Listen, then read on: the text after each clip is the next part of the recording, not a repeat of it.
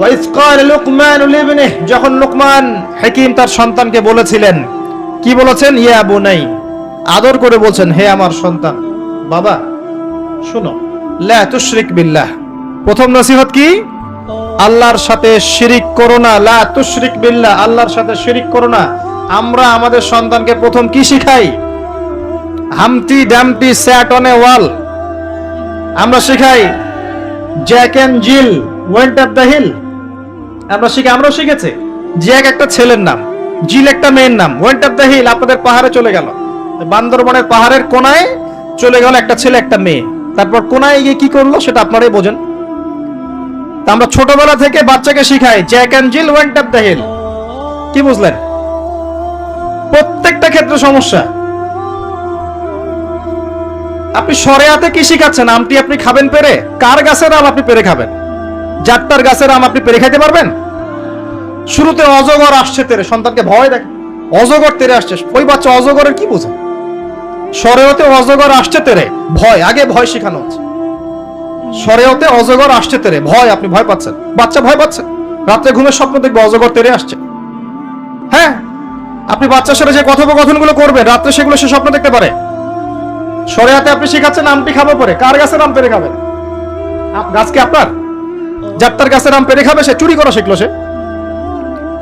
এই তো হচ্ছে এখানে। শাব্দিক ভাবে পরিবর্তন না আনতে পারলে, নৈতিকতা না ঢুকাতে পারলে সমস্যা তো। আর কালচার এভাবেই চলছে কেন? কেউ এগুলো নিয়ে মাথা ঘামায় না কেন? সুবহানাল্লাহ, বই পুস্তক এখন টোটালি চেঞ্জ হয়ে যায়, দিন দিন চেঞ্জ হচ্ছে। দেখবেন আগে আমরা অনেকগুলো নজরুলের কবিতা পড়তাম, কবিতা নাই, আস্তে আস্তে আস্তে আস্তে ভ্যানিশ। একটা ভিতর থেকে একটা আদর্শ আপনাকে ইনজেক্ট করা হচ্ছে। কোন আদর্শ সেটা আপনি খুঁজে বের করেন, এবং যে আদর্শটা রাখা উচিত সেটাকে আস্তে আস্তে মাইনাস করা হচ্ছে। কোনটা সেটা আপনি ভাবেন। সন্তানকে বাবা শেখাচ্ছে ইয়া বুনাই লা তুশরিক বিল্লাহ। কোন পরিবারে এই লুকমান আলাইহিস সালামের মতো পিতা সন্তানকে শেখায় ছোটবেলায়, বাবা আল্লাহর সাথে শিরিক করো না? এটা একটা জায়গায় সম্ভব, যারা ইসলামিক লাইনে পড়াশোনা করছেন, মাদ্রাসায় পড়াশোনা করছেন। আর এখানে আমরা এমন হয়ে তাকাই এদের দিকে যে এরা সমাজের সবচেয়ে নোংরা কীট নাকি। নাউযুবিল্লাহ। তো দেখেন, আমরা আরো শিখাই বাবা তোমাকে বড় হতে হবে, নিজের পায়ে দাঁড়াতে হবে, বৃদ্ধ বয়সে বাবাকে দেখতে হবে, মাকে দেখতে হবে, প্রতিষ্ঠিত হতে হবে। আগে আমরা বাচ্চাদেরকে এগুলো শিখাই। আর লুকমান হাকিম তার সন্তানকে শিখাচ্ছেন প্যারেন্টিং। দেখেন, ইসলামিক প্যারেন্টিং, যে প্যারেন্টিংটা আল্লাহ পাক কবুল করেছেন, কোরআনে নাজিল করেছেন, কিয়ামত পর্যন্ত থাকবে ইনশাআল্লাহ। বাবা আল্লাহর সাথে শিরিক করো না। আগে সন্তানকে শেখান শিরিক কি জিনিস, তাওহীদ কি জিনিস। তখন বাবা সন্তান প্রশ্ন করবে বাবা শিরিক কি, তখন আপনি আস্তে আস্তে ওর বুঝ অনুযায়ী ওকে বলবেন। ওর বয়স যদি 5 বছর হয় একটা কথা বলবেন, 10 বছর হলে আরো বেশি বোঝাবেন, 15 হলে আরো বেশি বোঝাবেন। যখন ম্যাচুরিটি যেমন তেমনি বোঝাবেন। যদি ম্যাচুরিটি হয়ে যায় আপনি বোঝাবেন যে বাবা শোনো, শিরিক মোটামুটি 3 রকম হয়ে থাকে। মানুষ কথায় শিরিক করে, কাজে শিরিক করে, এবং মানুষ বিশ্বাসে শিরিক করে। যেমন কেউ যদি মনে করে বাবা যে আল্লাহ বলতে কেউ নাই, তাহলে শিরক হবে। কেউ যদি মনে করে সৃষ্টিকর্তা আল্লাহ নয় অন্য কেউ, তাহলে শিরক হবে। কেউ যদি মনে করে আল্লাহ পাশাপাশি আরো সৃষ্টিকর্তা আছে, তাহলে শিরক হবে। সন্তান বুঝবে না, একটা স্কুলের বাচ্চা বুঝবে না, ক্লাস 9, 10 এর বাচ্চা বুঝবে না, কলেজের বাচ্চা বুঝবে না, একদম ছোট বাচ্চা কিছুই বোঝে না, ওকে বোঝানো যায় না আল্লাহ তোমাকে সৃষ্টি করেছেন, আল্লাহ ছাড়া কেউ নাই সৃষ্টিকর্তা। আল্লাহ তোমাকে সৃষ্টি করেছেন হয়তো বুঝবে না, আল্লাহ তোমাকে বানিয়েছেন ও বুঝবে না। আল্লাহ তোমাকে বানিয়েছেন, এই দেখো বাবা বাড়িটা আমরা বানিয়েছি, তোমার বাড়ি আমাদের বাড়ি আমরা বানিয়েছি, ও বুঝবে না। আল্লাহ তোমাকে বানিয়েছেন, তুমি মায়ের পেটে ছিলে, সেখান থেকে আল্লাহ তোমাকে দুনিয়ায় নিয়ে এসেছেন, বুঝবে না। বাচ্চাদের একটা ফিলোসফি থাকে, বাচ্চারা অনেক কিছু বোঝে, জানেন, বাচ্চারা অনেক কিছু বোঝে। একটা বাচ্চাকে আপনি বলেন প্যান্টটা খোলো তো, ও খুলবে না জীবনেও। একটা বাচ্চাকে বলেন এই তোমার প্যান্টটা খোলো, দেখি তুমি মুসলমানি করেছো কিনা। আমরা মজা করি না ছোটবেলায়, বাচ্চারা খুলতে চায় না, কারণ এই যে লজ্জাশীলতা আল্লাহ পাক দিয়ে তাকে পৃথিবীতে পাঠিয়েছেন। বাচ্চাদের ফিলোসফি আছে, এটা নিয়ে যারা বাচ্চাদেরকে নিয়ে পড়াশোনা করে, আপনার কোর্স করায়, ট্রেনিং দেয়, তাদেরকে জিজ্ঞাসা করেন। বাচ্চাদের সাথে শুদ্ধ ভাষায় কথা বলতে বলা হয়, বাচ্চাদের সাথে শুদ্ধ ভাষায় কথা বলতে বলা হয়, যাতে ওরা শুদ্ধ ভাষা শেখে। বাচ্চাদের সাথে বাচ্চাদের মতো আচরণ করতে নিষেধ করা হয় এখন, তাদের সাথে ম্যাচিউর আচরণ করতে উৎসাহিত করা হয়, তারা শিখবে বাস্তবতা কি জিনিস। বাচ্চাদেরকে বেশি বেশি খেলাধুলা করতে উৎসাহিত করা হয়, খেলার মধ্য দিয়ে নেতৃত্ব দেওয়ার গুণাবলী অর্জন হয়। ওদেরকে মাঠে খেলতে দিতে হয়, বৃষ্টি কাদায় মাখামাখি করতে দিতে হয়। ওরা বুঝবে গায়ের সাথে যখন মাটি লাগবে, প্রকৃতির সাথে মিশবে, ওরা হৃদয়টা বড় হবে। দেখবেন মুহাম্মদ সাল্লাল্লাহু আলাইহি সাল্লামকে যখন তিনি জন্ম নিয়েছেন, প্রথম 4-5 বছর তাকে ওই আরবের বেদুইনদের কাছে রাখা হয়েছে। ওখানে তিনি ভাষা শিখেছেন, মরুভূমিতে দৌড়িয়েছেন, খেলেছেন, ফিজিক্যালি স্ট্রং হয়েছেন, ভাষা শিখেছেন, শুদ্ধ কথা শিখেছেন। এরপরে হৃষ্টপুষ্ট হয়ে তারপর মায়ের কাছে ফেরত দেওয়া হয়েছে। এখনকার জেনারেশনের বাচ্চাগুলোকে দেখেন কিভাবে বড় হয়ে ওঠে। আসেন, অনেক লম্বা হয়ে যাবে, আগে পয়েন্টে চলে আসেন। বাচ্চাকে বোঝানো যায় না যে এর বয়স হিসাবে আপনি বোঝাবেন যে কেউ যদি মনে করে যে বাবা আল্লাহর পাশাপাশি অন্য কোন সৃষ্টিকর্তা আছে যে তোমাকে বানিয়েছে, তাহলে শিরক হয়ে যাবে। আর শিরকটা হচ্ছে এমন একটা পাপ। শিরকটা কি আব্বু জিজ্ঞাসা করবে, বাবা শিরক এমন একটা পাপের নাম যেই পাপটা আল্লাহ পছন্দ করেন না। এটা একটা খারাপ জিনিস। পাপ হয়তো বুঝবে না, শিরক একটা কি জিনিস? খারাপ জিনিস। শিরক খারাপ। তোমাকে আমি আদর করছি আব্বু, এটা ভালো না? বলবে হ্যাঁ ভালো। তোমাকে যদি একটা থাপ্পড় দেই, খারাপ না? হ্যাঁ খারাপ। শিরক একটা খারাপ জিনিস, বাচ্চাকে বোঝানো যাবে না। বোঝাতে গেলে পারলে সবকিছু বোঝানো সম্ভব। আর আরেকটু ম্যাচিউর যখন হয়েছে, এই বাচ্চা তো ম্যাচিউর, যাকে বোঝানো হচ্ছে ইন্না শিরকা লাযুলমুন আযীম, এ তো ম্যাচিউর বাচ্চা, স্কুল কলেজ এই লেভেলের বাচ্চা। তাকে বোঝান যে কেউ যদি আল্লাহ ছাড়া অন্য কারো নামে কসম করে শিরক হয়ে যায়। কেউ যদি আল্লাহটুকু তো বলা যায়, আল্লাহ থেকেই সবকিছু হয়, মানুষের কোনো ক্ষমতা নাই, বুঝবে না সে। ইন্না শিরকা লাযুলমুন আযীম, বাচ্চাকে প্রথম শিখাচ্ছেন তার বাবা, বাবা শিরক করো না। শিরক হচ্ছে সবচেয়ে বড় জুলুম, সবচেয়ে বড় পাপ। আর আমরা আপনাদেরকে বলছি, শিরকের পাপ নিয়ে কেউ যদি মারা যায়, 99% সম্ভাবনা সে ব্যক্তি জাহান্নামে যাবে। 99% সম্ভাবনা কেউ যদি শিরকের পাপ নিয়ে মারা যায়, 99% সম্ভাবনা হচ্ছে সে ব্যক্তি জাহান্নামে যাবে। আল্লাহ পাক শিরকের গুনাহ ছাড়া যে কোনো গুনাহ মাফ করতে পারেন, শিরকের গুনাহ আল্লাহ পাক মাফ করেন না। শিরক ছাড়া যে কোনো গুনাহ আল্লাহ যাকে ইচ্ছা মাফ করতে পারেন। আমরা কি শিরক করব? তাওহীদ শিখবেন। একটা বইয়ের নাম বলে দেই, পড়ে নিয়ে তাওহীদ শিখতে পারবেন। বইটার নাম কিতাবুত তাওহীদ। কি নাম? কিতাবুত তাওহীদ। এখানে শিরকের সমস্ত ক্লাসিফিকেশন দেয়া আছে। কি করলে, কি চিন্তা করলে, কি বললে, কি আমল করলে শিরক হবে, সব লেখা আছে। তাকদীরকে অস্বীকার করলে শিরক হয়ে যায়। আল্লাহ পাকের হালালকে কেউ হারাম করলেও শিরক হয়, হারামকে হালাল করলে শিরক হয়। এই যে এখন কিছু মানুষ বলছে মুহাম্মদ সাল্লাল্লাহু আলাইহি সাল্লাম শেষ নবী নন, আরো নবী নাকি আসতে পারে। শিরক আর কুফর। কেউ বলছে যে ভাগ্য বলতে কিছু নাই, আমি নিজে যা করব তাই ভাগ্যে লেখা থাকবে, শিরক হয়ে যায়। এমনও বলছে মানুষ, এখন নতুন নতুন অনেক ফিতনা। এখন বলছে আমরা শুধু কোরআন মানি, হাদিস মানি না। আছে না? শিরক এবং কুফর। আসেন, এরপরে তার সন্তানকে তিনি কি বলছেন? আল্লাহ পাক এই কথাগুলো সবার জন্য নসিহত করছেন।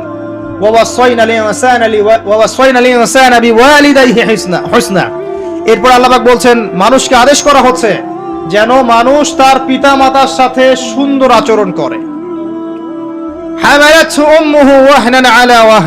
তার মা তাকে কষ্টের পর কষ্ট সহ্য করে গর্ভধারণ করেছে।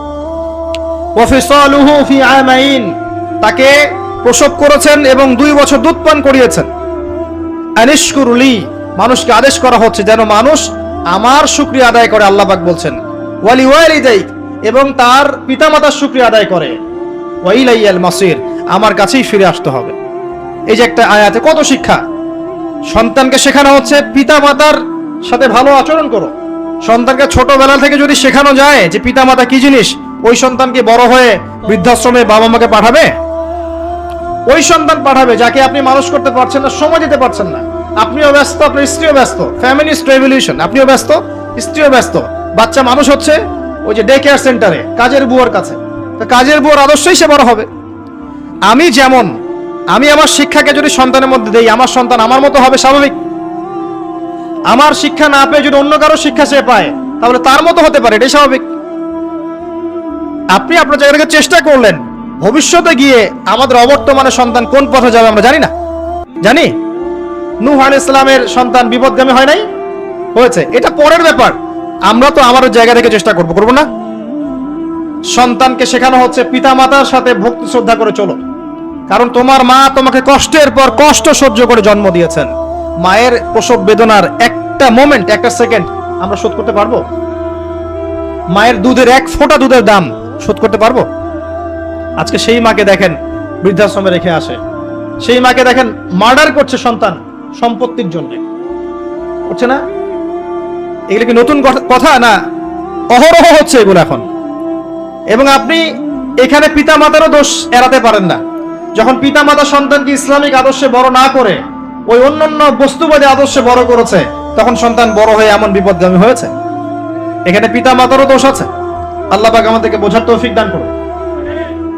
আল্লাহ পাক এরপরে আবারও বলছেন, আমার শুকরিয়া আদায় করো, তোমার পিতা মাতারও শুকরিয়া আদায় করো।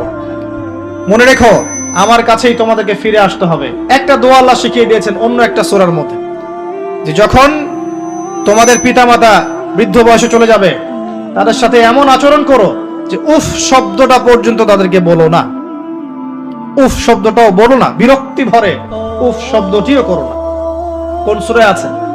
সূরা বনী ইসরাঈলের মধ্যে আছে, ওয়াকাদা রাব্বুকা আল্লা তা'বুদু ইল্লা ইয়্যাহু ওয়া বিল ওয়ালিদাইহি ইহসানা ওয়া ইম্মা ইয়াবলুগান্না 'ইনদাকা আল-কিবরা আহাদুহুমা আও কিলাহুমা ফালা তাকুল লাহুমা উফ ওয়া লা তানহারহুমা وقل لهما قولا كريما واحفظ لهما جناح الذل من الرحمة। তাদের জন্য ভালোবাসার এই বাহু প্রশস্ত করে দাও। ওয়াকুর রাব্বিরহামহুমা কামা রাব্বায়ানি সগীরা। আমরা এই দোয়াগুলো করব পিতামাতার জন্য। আল্লাহ পাক তৌফিক দান করুন। যাদের পিতামাতা নাই তারা জানে মা কি জিনিস আর বাবা কি জিনিস। আরেকটা হাদিস বলি আপনাকে, অন্যদিকে যাচ্ছি।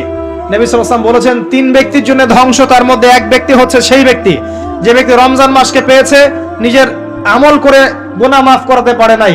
দুই নম্বর সেই ব্যক্তি যে ব্যক্তি বৃদ্ধ পিতামাতাকে পেয়েছে, দুজনের একজনকে পেয়েছে বা দুজনকে পেয়েছে, তাদের খেদমত করে জান্নাত লাভ করতে পারে নাই। আর তিন নম্বর সেই ব্যক্তি যার সামনে নবীর নাম উচ্চারণ করা হয়, নাম শুনেও সে দরুদ পড়ে না, সাল্লাল্লাহু আলাইহি ওয়াসাল্লাম বলে না। এখানে আছে পিতামাতাকে পেয়েছেন, তাদের খেদমত করে জান্নাত লাভ করতে পারছি না, আমার জন্য ধ্বংস। বলুন নাউযুবিল্লাহ। আসুন এরপরে তিনি কি বললেন? এরপর তিনি আরো নসিহত করছেন। তিনি বলছেন, وَإِنْ جَاهَدَاكَ عَلَى أَنْ تُشْرِكَ بِي مَا لَيْسَ لَكَ بِهِ عِلْمٌ فَلَا تُطِعْهُمَا وَصَاحِبْهُمَا فِي الدُّنْيَا مَعْرُوفًا وَاتَّبِعْ سَبِيلَ مَنْ أَنَابَ إِلَيَّ ثُمَّ إِلَيَّ مَرْجِعُكُمْ فَأُنَبِّئُكُم بِمَا كُنتُمْ تَعْمَلُونَ। আল্লাহ পাক বলছেন, এরপরে আরো নসিহত করছেন তিনি সন্তানকে। কি? এই পিতামাতাও যদি তোমাকে শিরক করতে বলে, কি করতে বলে? ওই যে বললাম সবচেয়ে বড় পাপ কি? শিরক। এই পিতামাতাও, ভালোবাসার, মহব্বতের, সম্মানের, শ্রদ্ধার পিতামাতাও যদি তোমাকে আমার সাথে শিরক করতে বলে, ফালা তুতিউহুমা, তাদের আনুগত্য করবে না। আল্লাহর সাথে কোনো ছাড় আছে? এই পিতামাতার মর্যাদা আল্লাহ এবং তার রাসূলের পরে। সেই পিতামাতাও যদি তোমাকে শিরক করতে বলে, তাদের কথা শুনবে না। শুনবে? শুনবে না। কিন্তু ওয়াসাহিবহুমা ফিদ দুনিয়া মা'রুফা, এই দুনিয়াতে তাদের সাথে ভালো আচরণ করো। এই দুনিয়াতে তাদের সাথে ভালো আচরণ করো। ওয়াসাহিবহুমা ফিদ দুনিয়া মা'রুফা ওয়াত্তাবি' সাবিলা মান আনাবা ইলাই, ওই পথ অবলম্বন করো যেই পথটা আমার কাছে নিয়ে আসবে তোমাকে। আমাদের উম্মতের জন্য সেই পথ কোনটা? কোন পথ এই উম্মতকে আল্লাহর কাছাকাছি নিয়ে যাবে? কার তরিকা বলেন? রাসূল সাল্লাল্লাহু আলাইহি ওয়াসাল্লামের তরিকা, মুহাম্মদ সাল্লাল্লাহু আলাইহি ওয়াসাল্লামের তরিকা ফলো করলেই আল্লাহর কাছাকাছি যাওয়া যাবে। অন্য কোনো তরিকায় যাওয়া যাবে? অতএব এটা আমাদের জন্য নসিহত, আমরা মুহাম্মদ সাল্লাল্লাহু আলাইহি ওয়াসাল্লামের তরিকা এবং সুন্নাত মাফিক জীবন গড়ব। আল্লাহ পাক তৌফিক দান। এরপর আল্লাহ পাক আরো নাজিল করছেন। আল্লাহ পাক বলছেন যে فلا تطيعهما وصاحبهما في الدنيا معروفا واتبع سبيل من أناب إلي ثم إلي مرجعكم فأنبئكم بما كنتم تعملون। মনে রেখো, তোমরা সবাই আমার কাছে প্রত্যাবর্তন করবে। আমার কাছে ফিরে আসার পরে আমি তোমাদেরকে জানিয়ে দেব তোমরা কে কোন আমল করেছো। অতএব পরকালীন চেতনায় দুনিয়ার জীবনটা পার করো, এটা একটা শিক্ষা। ইয়া বুনাই, এরপর আরো বলছেন তিনি, ইয়া বুনাই, হে আমার বাবা, يا بني وإن تك مثقال حبة من خردل فتكن في صخرة أو في السماوات أو في الأرض يأتي بها الله إن الله لطيف خبير। সুবহানাল্লাহ, সুবহানাল্লাহ। তিনি সন্তানকে শিখাচ্ছেন। দেখেন বাচ্চাকে কি শিখাচ্ছেন? বাবা শোনো, যদি সূক্ষ্ম থেকে সূক্ষ্ম বিষয়, ছোট থেকে ছোট বিষয়ও তুমি পাথরের মধ্যে ঢুকিয়ে রাখো, আসমানে লুকিয়ে রাখো, জমিনে লুকিয়ে রাখো, আল্লাহ পাক সেটাকে বের করে নিয়ে আসবেন। কোনো কিছুই আল্লাহর থেকে গোপন থাকবে না। আল্লাহ পাক লাতীফুন খবীর। এই চেতনা যদি আপনি আপনার সন্তানকে শেখান, এই বাচ্চা কি মদ খেতে পারবে? মাদক খাবে? এই বাচ্চা জেনা করতে পারে? এই বাচ্চা নামাজ ছাড়তে পারবে? এই বাচ্চা অন্যের ক্ষতি করতে পারবে? যখন একটা মানুষের ভিতরে চেতনা কাজ করবে যে আল্লাহ পাক সূক্ষ্ম থেকে সূক্ষ্ম জিনিসও বের করে আনতে পারেন, আল্লাহ পাক আমাকে দেখছেন, আনতা আবুদুল্লাহ কাআন্নাকা তারাহু ওয়া ইল্লাম তাকুন তারাহু ফাইন্নাহু ইয়ারাক, এমন ভাবে আল্লাহর ইবাদত করো যেন আল্লাহ তুমি আল্লাহকে দেখছো। যদি তুমি আল্লাহকে দেখতে না পারো, মনে রেখো আল্লাহ তোমাকে দেখছেন। এই চেতনা, আল্লাহ কনসিয়াসনেস যার মধ্যে আছে, এর পক্ষে সম্ভব সুদ খাওয়া, ঘুষ খাওয়া, জেনা করা, দুর্নীতি করা? সন্তানকে এই শিক্ষা দেন। লুকমান হাকিম তার সন্তানকে এই শিক্ষা দিচ্ছেন। সুবহানাল্লাহ। ইন্নাল্লাহা লাতীফুন খবীর। আরো বলছেন, আসেন শেষের দিকে যাচ্ছি, সন্তানকে আরো বলছেন, ইয়া বুনাই, হে আমার সন্তান। এই বুনাই শব্দটা কত স্নেহের। ইয়া বুনাই, হে আমার সন্তান, আকিমিস সালাহ। সন্তানকে শিক্ষা দিচ্ছেন সালাত কায়েম করো। বাবা সালাত কায়েম করো। আকিমিস সালাহ ওয়া'মুর বিল মা'রুফ, এবং সৎ কাজের আদেশ করো মানুষকে। ওয়ানহা আনিল মুনকার, এবং অসৎ কাজে নিষেধ করো মানুষকে। ওয়াসবির আলা মা আসাবাক, এরপর তোমার উপর যে বালা মুসিবত আসবে এর উপর সবর করো। ইন্না যালিকা মিন আজমিল উমুর, এই সবরটাই হচ্ছে সবচেয়ে কঠিন কাজ। কি বললেন সন্তানকে? সালাত কায়েম করো। আমরা কি আমাদের বাচ্চাদেরকে সালাত শেখাই? আমরা শেখাই, বাবা ব্যাগটা ঘাড়ে নাও, চলো 30টা বছর এভাবে পড়ো। 30 বছর পড়ার পরে ওযুর ফরজ কয়টা জিজ্ঞাসা করেন, বলতে পারে না। 30 বছর পর আপনি জিজ্ঞাসা করেন নবীর স্ত্রীদের নাম কি, বলতে পারে না। নামাজের আরকান কয়টা, ইত্যাদি ইত্যাদি কিছু বলতে পারে না। ডক্টরেট করে এসেছে বাইরে থেকে, ডিগ্রি সার্টিফিকেট নিয়ে এসেছে, ইসলামের বেসিক পিলার ঈমান ভঙ্গের 10 কারণ বলতে পারবে না। তো এই হচ্ছে অবস্থা। কিন্তু তিনি সন্তানকে শেখাচ্ছেন কি, বাবা সালাত কায়েম করো। সালাত পড়ো বলছেন না, সালাত কায়েম করো। তুমি নিজে পড়ো, তোমার সাধ্য অনুযায়ী প্রতিষ্ঠা করো। সালাত কায়েমের সাথে মানুষকে সৎ কাজের আদেশ করো। সুন্নত মাফিক চলতে বলো, সত্য কথা বলতে বলো, আল্লাহ আনুগত্য করতে বলো, রাসূল আনুগত্য করতে বলো, যত ভালো কাজ আছে কোরআন তেলাওয়াত করতে বলো, মানুষকে হালাল পথে থাকতে বলো, মানুষকে তাসবিহ তাহলিল করতে বলো, আল্লাহর নৈকট্য অর্জন করতে বলো, মানুষকে সৎ কাজগুলো আদেশ করতে থাকো। একই সাথে ওয়ানহা আনিল মুনকার, অসৎ কাজগুলো থেকে নিষেধ করো। শুধু সৎ কাজের আদেশ করলে কোনো সমস্যা হয় না কখনোই। যখনই এর সাথে আপনি অসৎ কাজে নিষেধ করবেন, নামাজ পড়ো এটা বলার পাশাপাশি বলবেন সুদ খায়েন না, সুদ ছেড়ে দেন, ঘুষ ছেড়ে দেন, জেনা ছেড়ে দেন, মাদক ছেড়ে দেন, দুর্নীতি করেন না, তখনই বালা মুসিবত, বিপদ আপদ আপনার কাছে আসবে। এটা সুন্নাত। শুধু সুরসুরি মার্কা দাওয়াত দিলে কখনোই বালা মুসিবত আসে না, কখনো আসবে না। বরং আপনাকে আরো অশ্ব শাবকের মতো লালন পালন করা হবে। কিন্তু যখন আপনি সৎ কাজের আদেশের সাথে অসৎ কাজের নিষেধ করতে বলবেন, তখনই সমস্যা হবে, বিপদ আসবে, মুসিবত আসবে, বালা মুসিবত আসবে, সমালোচনা আসবে, ইত্যাদি ইত্যাদি। এই জায়গায় তিনি তার সন্তানকে বলছেন, ওয়াসবির আলা মা আসাবাক, যখন তোমার কাছে এরকম বাধা আসবে, বিপত্তি আসবে, মুসিবত আসবে, ওয়াসবির, তখন তুমি সবর করো। ওয়াসবির আলা মা আসাবাক ইন্না যালিকা মিন আজমিল উমুর, এই কাজটা সবচেয়ে কঠিন কাজ। সবর করা এই সময় সবচেয়ে কঠিন কাজ। এরপর তিনি আরো নসিহত করছেন যে ওয়ালা তুসাইর খাদ্দাকা লিন-নাস ওয়ালা তামশি ফিল আরদি মারহা, মানুষের দিক থেকে দম্ভ ভরে মুখটাকে ফিরিয়ে নিবে না। মানুষের সাথে কথা বলার সময় দম্ভ ভরে মুখটাকে ফিরিয়ে নিবে না, এবং জমিনে বুক ফুলি অহংকারীর মতো চলবে না। সন্তানকে কি নসিহত করছে? অন্য সূরা আল্লাহ পাক বলেছেন যে ওয়ালা তামশি ফিল আরদি মারহা, জমিনের বুকে এই অহংকারীর মতো বুক ফুলিয়ে চলাফেরা করো না। ইন্নাকা লান তাখরিকাল আরদা ওয়া লান তাবলুগাল জিবালা তুলা। এই চমৎকার আয়াত। আল্লাহ বলছেন, হে আদম সন্তান, জমিনের বুকে অহংকার করে চলো না, কারণ তুমি জমিনকে ধসিয়ে দিতে পারবে না, আর পাহাড়ের উচ্চতায় পৌঁছাতে পারবে না। সুবহানাল্লাহ, সুবহানাল্লাহ, কত চমৎকার কথা দেখেছেন। তিনি তার সন্তানকে বলছেন যে অহংকার করো না, মানুষের দিক থেকে মুখটাকে ফিরিয়ে নিও না। ওয়ালা তামশি ফিল আরদি মারহা ইন্নাল্লাহা লা ইউহিব্বু কুল্লা মুখতালিন ফখুর, আল্লাহ পাক অহংকারী উদ্ধত মানুষকে ভালোবাসেন না। সাহাবীরা প্রশ্ন করলেন, ইয়া রাসূলুল্লাহ, আমার জামাটা সুন্দর হোক, আমার জুতা সুন্দর হোক ইত্যাদি আমার কাছে ভালো লাগে, এগুলো কি অহংকারের নিদর্শন? তিনি বলছেন না, এগুলো অহংকারের নিদর্শন নয়, বরং অহংকারের নিদর্শন হচ্ছে দুটো জিনিস। এক, বাতরুল হক, সত্য, আল্লাহর পক্ষ থেকে যে সত্যটা এসেছে এটাকে অস্বীকার করা, এটা অহংকারের নিদর্শন। আল বাতরুল হক ওয়া গামতুন নাস, এবং মানুষকে তুচ্ছ তাচ্ছিল্য করা হচ্ছে অহংকারের নিদর্শন। দুটো বিষয়। এর মানে এই নয় যে কেউ একটা সম্প্রদায় কুফরি করছে আপনি তাকে কাফের বলতে পারবেন না, বিষয়টা এমন নয়। একটা সম্প্রদায় শিরক করছে ওদেরকে আপনি মুশরিক বলতে পারবেন না, বিষয়টা এমন নয়। একটা সম্প্রদায় মুনাফিকি করছে আপনি ওদেরকে মুনাফিক বলতে পারবেন না, বিষয়টা এমন নয়। বরং আমভাবে সবার জন্য বলা হচ্ছে যে আমি ওর চেয়ে সুপিরিয়র, আমি জান্নাতে যাব জাহান্নামে যাবে, এরকম কনসেপ্ট লালন করা ঠিক নয়।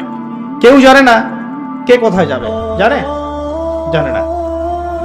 এরপর শেষে আরেকটা নসিহত করে শেষ করেছেন, সেটা হচ্ছে ওয়ালা তামশি ফিল আরদি মারহা ওয়ালা তামশি ফিল আরদি মারহা ইন্নাল্লাহা লা ইউহিব্বু কুল্লা মুখতারিন ফখুর ওয়াকসিদ ফি মাশইক ওয়াগদুদ মিন সাউতিক ইন্না আনকারাল আসওয়াতি লা সাউতুল হামির। এটা লাস্ট আয়াত 19 নাম্বার। তিনি তার সন্তানকে বলছেন, বাবা সব সময় মধ্যম পন্থা অবলম্বন করবে। কি করবে? সব সময় মধ্যম পন্থা অবলম্বন করবে। টাকা এসেছে, খুব বেশি খরচ করো না, আবার কৃপণ হয়ে যেও না, মধ্যম পন্থায় থাকো। ইবাদত করবে, একদম ছেড়েও দিও না, খুব বেশি একদম লিপ্ত হয়ে যেও না, নিজের উপর কঠিন করে নিও না, মধ্যম পন্থী থাকো। জীবনের সব ক্ষেত্রে, ব্যবসা করছো, ব্যবসায় সব সময় ঢেলে দিও না, আবার একদম সময় দিও না এমন নয়, মাঝামাঝি থাকো। সব ক্ষেত্রেই মধ্যমপন্থী থাকো, আয়ে ব্যয়ে, চলায় ফেরায়, কথাবার্তায়, খাওয়া দাওয়ায় সবসময় কি থাকবে? মধ্যমপন্থী থাকবে। আর আমরা তো মধ্যমপন্থী উম্মত। ওয়া কাযালিকা জাআলনাকুম উম্মাতান ওয়াসাতা লিতাকুনু শুহাদা আলান নাস। এজন্যই এভাবেই আমি তোমাদেরকে মধ্যমপন্থী উম্মত করেছি, যাতে মানব জাতির উপর আমরা সাক্ষী হতে পারি। বাবা সবসময় মধ্যমপন্থী থেকো, এবং গলার ভয়েস নিচু রেখো। গলার ভয়েস কি করো? নিচু রেখো। কারণ সবচাইতে নিকৃষ্ট কণ্ঠস্বর হচ্ছে গাধার কণ্ঠস্বর, আর গাধা অনেক জোরে চিৎকার করে। এই বলে তিনি সন্তানকে নসিহত শেষ করেছেন। তাফসীরের গ্রন্থে এসেছে, এই নসিহতগুলো শোনার পরে সন্তানের অবস্থা এমন হয়েছিল যে পাহাড়ের উপর যদি কোরআন নাজিল করা হতো, পাহাড় যেমন চুপসে যেত, সন্তান এমন নসিহতের ভারে চুপসে গিয়েছে। আসুন আমরা আমাদের সন্তানদেরকে লুকমান হাকিমের মতো নসিহত করি। এই নসিহতগুলো নিজেকেও করি, আমাদের পরিবার বর্গকে করি, আমাদের যুব সমাজকে করি, আমাদের তরুণ প্রজন্মকে করি, আমাদের মা বোনদেরকে করি, স্পেশালি আমাদের যে আগত প্রজন্ম, আমাদের পরবর্তী প্রজন্ম, এই বাচ্চা কাচ্চাদেরকে এই নসিহতগুলোর মধ্য দিয়ে ইসলামিক প্যারেন্টিং এ ওদেরকে গড়ে তুলি। ওদের খাবারের দিকে খেয়াল রাখি, ওরা কখন খাচ্ছে, কি খাচ্ছে, কখন ঘুমাচ্ছে, কিভাবে ঘুমাচ্ছে, কি পড়াশোনা করছে, কোন বই পড়ছে, কার সাথে মিশছে, কার সাথে খেলছে, তারা কি ফোন ইউজ করছে, অনলাইনে কি করছে, অফলাইনে কি করছে, স্কুলে কি করছে, কলেজে কি করছে, টোটাল বিষয়গুলো খেয়াল রাখলেই আপনি আদর্শ পিতা হতে পারবেন, আদর্শ মা হতে পারবেন। এবং নিজে পারিবারিক ভাবে ওকে ইসলামিক নৈতিকতা শিক্ষা দেন। ও জেনারেল লাইনে পড়ুক আর মাদ্রাসায় পড়ুক, পরিবারটা হচ্ছে মূল আপনার বিদ্যাপীঠ। পরিবারের চেয়ে বড় কোনো বিদ্যাপীঠ নাই। আল্লাহ পাক আমাদের সবাইকে লুকমান আলাইহিস সালামের মতো, লুকমান হাকিমের মতো পিতা হওয়ার তৌফিক দান করুন। নবী মুসা আলাইহিস সালাম একদিন জনগণের সামনে ভাষণ দিচ্ছেন। তার খুতবা শেষ হওয়ার পর একজন ব্যক্তি উঠে দাঁড়িয়ে বলল, হে মুসা আলাইহিস সালাম, তুমি অত্যন্ত চমৎকার একটা বক্তব্য দিয়েছো। তুমি কি পৃথিবীর সবচেয়ে জ্ঞানী মানুষ? নবী মুসা আলাইহিস সালাম বললেন, হ্যাঁ, আমি পৃথিবীর সবচেয়ে জ্ঞানী মানুষ। তিনি এই অর্থে বলেছিলেন যে তার কাছে আল্লাহর ওহী আসে, তাওরাত তার উপর নাজিল হয়। আল্লাহর ওহী যার কাছে আসে তার চেয়ে কোনো জ্ঞানী মানুষ থাকতে পারে? জ্ঞানের উৎস কি? মানুষের মস্তিষ্ক প্রসূত যুক্তি, বিজ্ঞান এবং দর্শন, না আল্লাহর ওহী? জ্ঞান কোথা থেকে এসেছে? ওয়াল্লামা আদম আল আসমাআ কুল্লাহা। আল্লাহ পাক বলছেন, আমি আদম আলাইহিস সালামকে সমস্ত নাম শিক্ষা দিয়েছি। জ্ঞান কে শিক্ষা দিয়েছেন? আল্লামাল ইনসানা মা লাম ইয়ালাম। তিনি মানুষকে সেই জ্ঞান শিক্ষা দিয়েছেন যা মানুষ জানতো না। কে শিক্ষা দিয়েছেন? সৃষ্টিগতভাবে আমরা জ্ঞানী ছিলাম না, আল্লাহ পাক আমাদেরকে জ্ঞান শিক্ষা দিয়েছেন। জ্ঞানতাত্ত্বিক দর্শনের বইগুলো পড়লে আমরা দেখি এক শ্রেণীর দার্শনিক বিতর্ক করতেন যে জ্ঞান মানুষ সৃষ্টিগতভাবেই নিজেদের ডিএনএর মধ্যে পেয়েছে, এদেরকে বলা হয় বুদ্ধিবাদী দার্শনিক। আবার আরেক শ্রেণীর দার্শনিক বলতেন না, মানুষ অভিজ্ঞতা থেকে যা অর্জন করে সেটাই হচ্ছে জ্ঞান। আবার নতুন আধুনিক কিছু দার্শনিক এসেছিলেন যারা বলতেন আসলে বুদ্ধিবাদও নয়, অভিজ্ঞতাবাদও নয়, মানুষ বুদ্ধি অভিজ্ঞতা উভয়ের সমন্বয়ে জ্ঞান শেখে, এদেরকে বলা হতো সমন্বয়বাদী দার্শনিক। তো আমরা দেখি যে দার্শনিকগণ কোনো সলিউশনে যেতে পারেন না, তর্ক করতে থাকেন, বিতর্ক করতে থাকেন, কিন্তু কোনো কুল কিনারা খুঁজে পান না, কারণ তারা চূড়ান্ত অসীম সত্তার কাছে আত্মসমর্পণ করতে পারেন না। তিনি কে? আমরা জানি জ্ঞান আল্লাহর পক্ষ থেকে আসে। আল্লাহ পাক সূরা কাহফের মধ্যে বলেছেন 29 নম্বর আয়াতে, ওয়াকুলিল হাক্কু মির রাব্বিকুম, হে নবী মুহাম্মদ সাল্লাল্লাহু আলাইহি ওয়াসাল্লাম, হক বা সত্য বা জ্ঞান বা ন্যায় অন্যায়ের মানদণ্ড বা সত্য মিথ্যার মানদণ্ড তোমার রবের পক্ষ থেকে আসে, ফুল স্টপ। জ্ঞান ন্যায় অন্যায়ের মানদণ্ড তোমার রবের পক্ষ থেকে আসে। ফামান শাআ ফালইউমিন, যার ইচ্ছা হয় সে ঈমান নিয়ে আসুক, ওয়ামান শাআ ফালইয়াকফুর, যার ইচ্ছা হয় সে অস্বীকার করুক। ইন্না আ'তাদনা লিযালিমিনা নারান, আমি অস্বীকারী জালেমদের জন্য আগুন প্রস্তুত করে রেখেছি। বলেন নাউযুবিল্লাহ। আমরা বিশ্বাস করি আল্লাহ রাব্বুল আলামিন সমস্ত বিষয়ের স্রষ্টা। বিগ ব্যাং থেকে মহাবিশ্ব সৃষ্টি হয়নি, বরং বিগ ব্যাংকে আল্লাহ পাক সৃষ্টি করেছেন, আমরা এটা বিশ্বাস করি। আমরা বিশ্বাস করি আল্লাহ পাকের পক্ষ থেকেই চূড়ান্ত জ্ঞান আসে। কিভাবে আসে? ওহীর মাধ্যমে আসে। আল্লাহ পাক কি সরাসরি মানুষের সাথে কথা বলেন? বলেন না। আল্লাহ পাক একটা মাধ্যম অবলম্বন করেন। মানুষের মধ্যে কিছু মানুষকে আল্লাহ পাক বাছাই করে নেন, যাদের কাছে আল্লাহর পক্ষ থেকে ওহী নাজিল করা হয়। আর এই ওহী হচ্ছে চূড়ান্ত জ্ঞান, সত্য মিথ্যার চূড়ান্ত মানদণ্ড। কিভাবে নাজিল হয়? মালায়েকার মাধ্যমে। কোন মালায়েকা? তার নাম জিবরাইল আলাইহিস সালাম। এভাবেই প্রত্যেক যুগে যুগে আল্লাহ রাব্বুল আলামিন সৃষ্টির শুরু থেকেই ওহী নাজিল করেছেন। তাই আমরা বলতে পারি সভ্যতা শুরু হয়েছে নবী দ্বারা, আর মানুষ সভ্য হয়েছে ওহী দ্বারা। কথা কি বুঝতে পারছেন? বাকি যা কিছু আছে এগুলো বাতিল। আল্লাহর ওহীর বিপক্ষে যা যাবে সেটা বাতিল। মানুষের বুদ্ধি, মানুষের অভিজ্ঞতা, মানুষের দর্শন, মানুষের বিজ্ঞান, এগুলো যদি কোরআন সুন্নাহ বা ওহীর আলোকে হয়, অনুকূলে হয়, মানতে কোনো আপত্তি নেই আমাদের। কিন্তু মানুষের কোনো যুক্তি বা দর্শন বা বিধান বা বিজ্ঞান বা স্কুল অফ থট যেটাই বলেন, যদি কোরআন এবং সুন্নাহ বা আল্লাহর ওহীর অনুকূলে না হয়, এটা মানতে আমরা বাধ্য নই। কেউ যদি বলে সমকামিতা খুব ভালো কাজ, একজন ছেলে আরেকজন ছেলেকে বিয়ে করতে পারে। কেউ যদি বলে সমকামিতা ভালো, এটা ব্যক্তি স্বাধীনতা, একটা মেয়ে একটা মেয়েকে বিয়ে করতে পারে। কেউ যদি বলে পর্দা করা ভালো জিনিস নয়, বেপর্দা চলাই ভালো, ফেমিনিস্ট রেভলিউশন ভালো, নারী পুরুষ একাকার হয়ে চলাফেরা করবে, এটা ভালো। কেউ যদি বলে মাদক দ্রব্য ভালো, মাদক খেলে মানুষের মধ্যে জোশ আসে। কেউ যদি বলে সুদ ভালো, সুদের মাধ্যমে অর্থনীতির উন্নতি হয়, অগ্রগতি হয়, প্রগতি হয়, ইত্যাদি ইত্যাদি। এ ধরনের কথাবার্তা যে বা যারাই বলুক না কেন, যেহেতু এগুলো কোরআন এবং সুন্নাহর অনুকূলে নয়, এগুলো মানতে আমরা বাধ্য নই। এগুলো ছেড়ে দেয়াই, অস্বীকার করাই, এগুলোর সাথে কুফরি করাই আমাদের ঈমান। আল্লাহ পাক কিন্তু আমাদেরকে কুফরিও করতে বলেছেন, আছে না কোরআনে?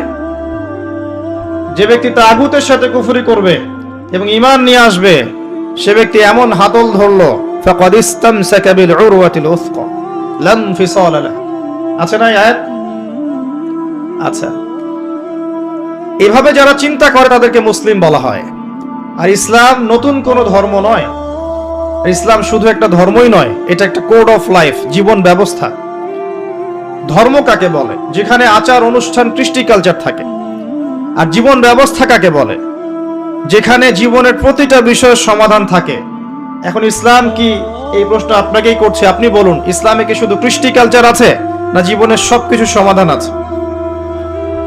কিভাবে ইবাদত করবেন ইসলাম বলেনি? কিভাবে ব্যবসা করবেন কোরআন হাদিস বলে নাই? কিভাবে আপনি পরিবার চালাবেন সমাজ চালাবেন, বিশ্বের অন্যান্য দেশের সাথে আপনি ডিল করবেন, এগুলো কোরআন সুন্নাহ বলেনি? কুরআনুল কারীম এবং নবীর হাদিস আমাদেরকে শিখাচ্ছে কেমন করে চুল আঁচড়াতে হয়, কেমন করে চুল আঁচড়াতে হয়, এটাও কোরআন হাদিসের মধ্যে আছে।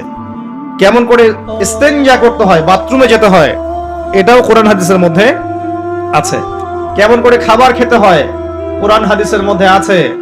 কেমন করে আপনি পরিবার চালাবেন, ব্যবসা বাণিজ্য করবেন, মুআমালাত করবেন, মানুষের সাথে মিশবেন, আত্মীয়দের সাথে মিশবেন, প্রতিবেশীর হক আদায় করবেন, সামাজিক কাঠামোকে ধরে রাখবেন, কিভাবে আল্লাহর জমিনে আল্লাহর দ্বীনের বিধানগুলো এস্টাবলিশ করবেন, কোরআন সুন্নাহর মধ্যে নাই? এমন একটা বিষয় দেখান যেটা কোরআন এবং সুন্নাহে নাই, অনেস্টলি বলেন কোনটা নাই। হঠকারিতা করে নয়। হঠকারিতা কি? একজন মানুষ জানে যে কোরআন সুন্নাহে সবকিছু আছে, এরপরেও বিরোধিতা করে, এটাকে বলা হয় হঠকারিতা।